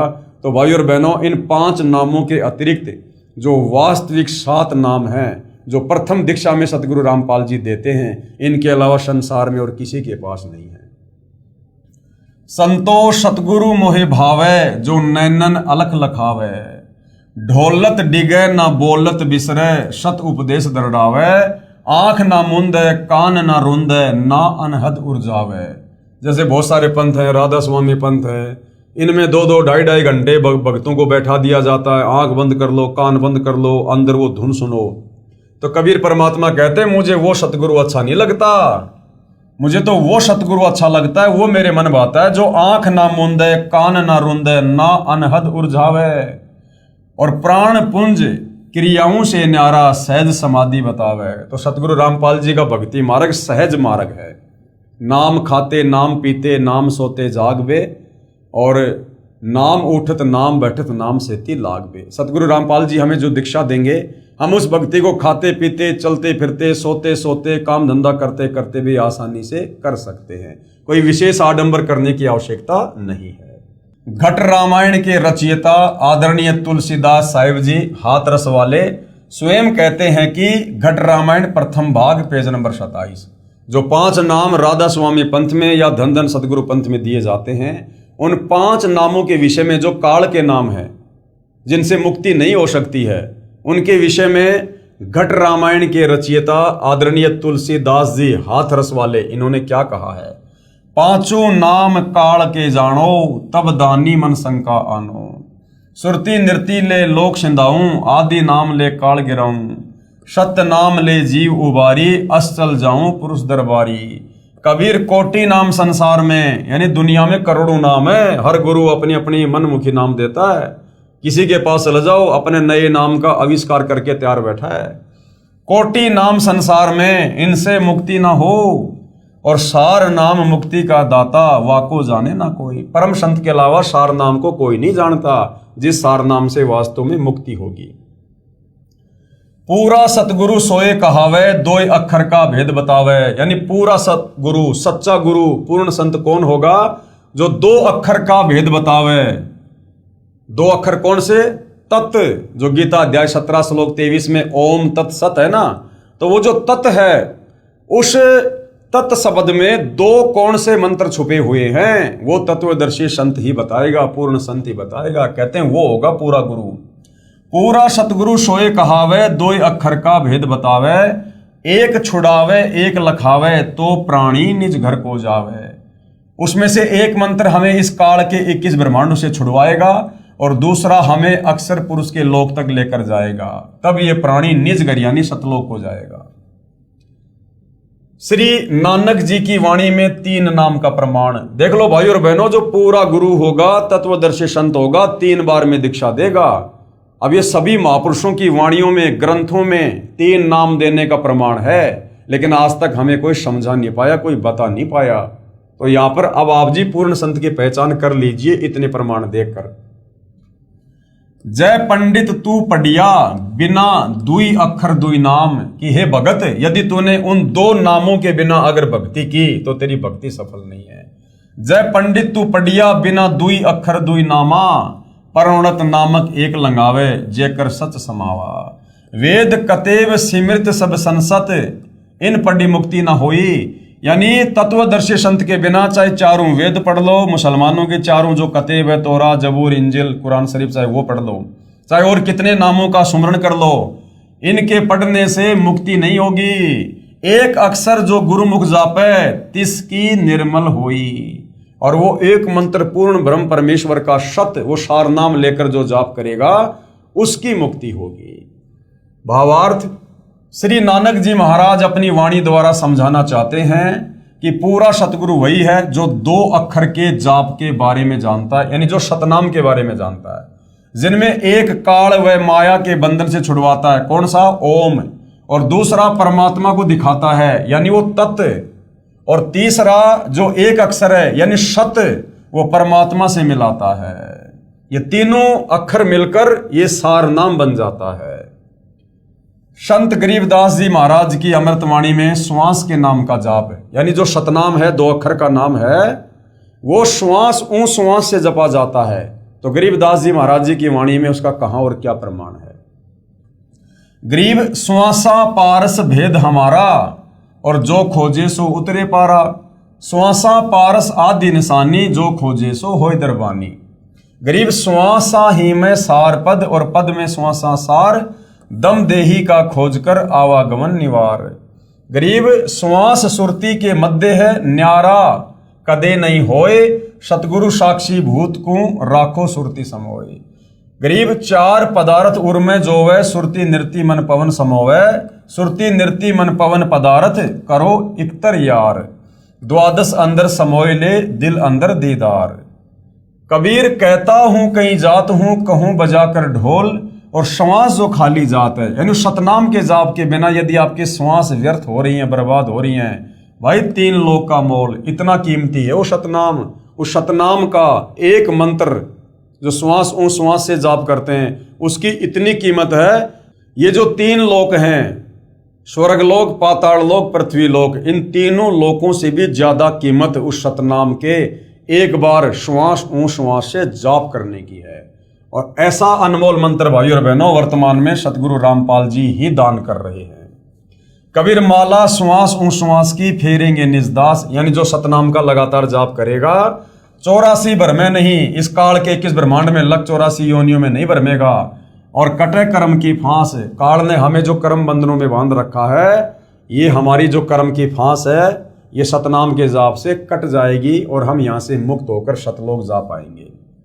श्री नानक देव जी की वाणी में प्रमाण, चहूं का संग चहूं की मीत, जामे चार हटावे नित, मन पवन को राखे बंद, लह त्रिकुटी त्रिवेणी संध, अखंड मंडल में सुन समाना, मन पवन सचखंड टिकाना। पूर्ण सतगुरु वही है जो 3 बार में नाम दे और श्वास की क्रिया के साथ सुमरण का तरीका बताए, तभी जीव का मोक्ष संभव है। जैसे परमात्मा सत्य है, ठीक उसी प्रकार परमात्मा का साक्षात्कार व मोक्ष प्राप्त करने का तरीका भी आदि अनादि व सत्य है, जो कभी नहीं बदलता। गरीबदास जी महाराज अपनी वाणी में क्या कहते हैं, भक्ति बीज पलटे नहीं, युग चाही असंख्य, साईं सिर पर राखियो 84 नहीं संख, गीसा आए एको देश से, उतरे एको घाट, समझों का मार्ग एक है और मूर्ख 12 बाट। कबीर भक्ति बीज पलटे नहीं, आन पड़े बहुझोल, जय कंचन बिष्टा पड़े, घटे न ताका मोल। क्या कह रहे हैं गुरुदेव, बहुत से महापुरुष सच्चे नामों के बारे में नहीं जानते, वे मनमुखी नाम देते हैं जिससे न सुख होता है और न ही मुक्ति होती है। कोई कहता है तप हवन यज्ञ आदि करो, वे कुछ महापुरुष आंख कान और मुंह बंद करके अंदर ध्यान लगाने की बात कहते हैं, जो कि यह उनकी मनमुखी साधना है, शास्त्रों के विरुद्ध है। गीता अध्याय 16 श्लोक नंबर 23 के अनुसार ये शास्त्र विधि को त्याग कर किया जाने वाला मनमाना आचरण है, जिससे ना कोई सुख होता, ना कोई सिद्धि होती और ना मुक्ति होती। जबकि कबीर साहिब, संत गरीबदास जी महाराज, श्री नानक देव जी आदि परम संतों ने सारी क्रियाओं को मना करके केवल एक नाम जाप करने को ही कहा है। एक नास्त्रदमस नामक भविष्य वक्ता था, जिसकी सर्व भविष्यवाणियां सत्य हो रही हैं, जो लगभग 400 वर्ष पहले लिखी व बोली गई थी। उसने कहा है कि सन 2006 में एक हिंदू संत प्रकट होगा, अर्थात सन 2006 में भाई और बहनों करोथा कांड हुआ, जिससे सतगुरु रामपाल जी विशेषकर आध्यात्मिक क्षेत्र में चर्चा में आए, अर्थात संसार में उसकी चर्चा होगी। वह संत न तो मुसलमान होगा, न वह ईसाई होगा, वह केवल हिंदू ही होगा। उस द्वारा बताया गया भक्ति मार्ग सर्व से भिन्न, यानी उसका ज्ञान तत्व ज्ञान शास्त्र अनुकूल होगा, सभी संत महात्माओं के मतलब विपरीत होगा सत्य। लेकिन वर्तमान में जो साधु संत महात्मा शास्त्रों के विरुद्ध ज्ञान दे रहे हैं, उनके अज्ञान के विरुद्ध होगा, तथा तथ्यों पर आधारित होगा, यानी शास्त्रों पर आधारित ज्ञान होगा, मनमुखी नहीं होगा। उसको ज्ञान में कोई पराजित नहीं कर सकेगा। सन 2006 में उस संत की आयु 50 व 60 वर्ष के बीच होगी। सतगुरु रामपाल जी महाराज का लेखक ने यहाँ पर जन्म लिखा है, लेकिन हमारी दृष्टि में यहाँ पर सतगुरु रामपाल जी महाराज का प्राकाट्य 8 सितंबर सन 1951 को हुआ। जुलाई सन 2006 में सतगुरु रामपाल जी की जो सांसारिक लीला में आयु है वो ठीक 55 वर्ष की बनती है, जो भविष्यवाणी अनुसार सही है। यानी नास्त्रदमस ने जो भविष्यवाणी एक हिंदू संत को लेकर की है, वो शब्दा शब्द सतगुरु रामपाल जी पर ही सटीक बैठती है, खरी उतरती है और किसी धर्म गुरु पर नहीं उतरती है। उस हिंदू संत द्वारा बताए गए ज्ञान को पूरा संसार स्वीकार करेगा, धीरे धीरे कर भी रहा है, 2030 तक पूरा संसार स्वीकार कर लेगा। उस हिंदू संत की अध्यक्षता में सर्व संसार में भारतवर्ष का शासन होगा, तथा उस संत की आज्ञा से सर्वकार्य होंगे। उसकी महिमा आसमानों से ऊपर होगी। नास्त्रदमस द्वारा बताया सांकेतिक सतगुरु रामपाल जी महाराज है, जो सन 2006 में विख्यात हुए। भले ही अनजानों ने बुराई करके प्रसिद्ध किया, यानी क्रोथा कांड करवा के उनको प्रसिद्ध किया, परंतु संत में कोई दोष नहीं है। उपरोक्त लक्षण जो बताए हैं ये सभी तत्वदर्शी सतगुरु रामपाल जी महाराज में विद्यमान है। तो भाई और बहनों, आज का हमारा जो टॉपिक था पवित्र पुस्तक ज्ञान गंगा को लेकर, वो था पूर्ण संत की पहचान। कि पूर्ण संत की क्या पहचान होती है, हम कैसे पहचान करें। लाखों की संख्या में संत महात्मा मंडलेश्वर आचार्य शंकराचार्य बैठे हैं, सब अपने आप को और अपने ज्ञान को सर्वश्रेष्ठ बता रहे हैं कि मुक्ति का मार्ग केवल हमारे पास ही है, और मनमुखी साधना देते हैं, शास्त्रों के विरुद्ध ज्ञान बताते हैं, उनकी साधना से किसी प्रकार के कोई कर्म नहीं करते। तो पूर्ण संत की पहचान हमारे शास्त्रों में है। हिंदू धर्म के 4 वेद गीता जी में, मुसलमान धर्म की बाइबल में, ईसाइयों की कुरान शरीफ में, तौरेत में, जबूर में, और सिखों के गुरु ग्रंथ साहिब में। और आज आपको सर्व मुख्य धर्म ग्रंथों से दिखा दिया गया है, प्रमाणित कर दिया गया है कि पूर्ण संत के क्या लक्षण है, क्या पहचान है। और ये पहचान जो आपको इन धर्मशास्त्रों से प्रमाणित करके दिखाई है, बताई है, आज वर्तमान में मात्र सतगुरु रामपाल जी पर ही खरी उतरती हैं। तो भाई और बहनों, अब पूर्ण संत की पहचान करने में कोई देरी नहीं होनी चाहिए। आप और हम 184 योनियों के पशु पक्षी नहीं हैं जो हम चिंतन मनन नहीं कर सकते या हम समझ नहीं सकते। सर्व धर्मशास्त्र आप जियों के सामने रूबरू कर दिए गए हैं। आगे भी इस पवित्र पुस्तक ज्ञान गंगा से आपको बहुत कुछ भक्ति और परम संत के विषय में बताया जाएगा, समझाया जाएगा। यदि आपको ज्ञान धीरे धीरे समझ में आ रहा है तो आप जी पुस्तक के अलावा यूट्यूब पर जाकर सतगुरु रामपाल जी के सत्संग भी सुनिए, सृष्टि रचना को बार बार सुनिए, और सर्व धर्मशास्त्रों से प्रमाणित करके जो प्रवचन उन्होंने किए हैं आप उनको भी यूट्यूब पर सुन सकते हैं।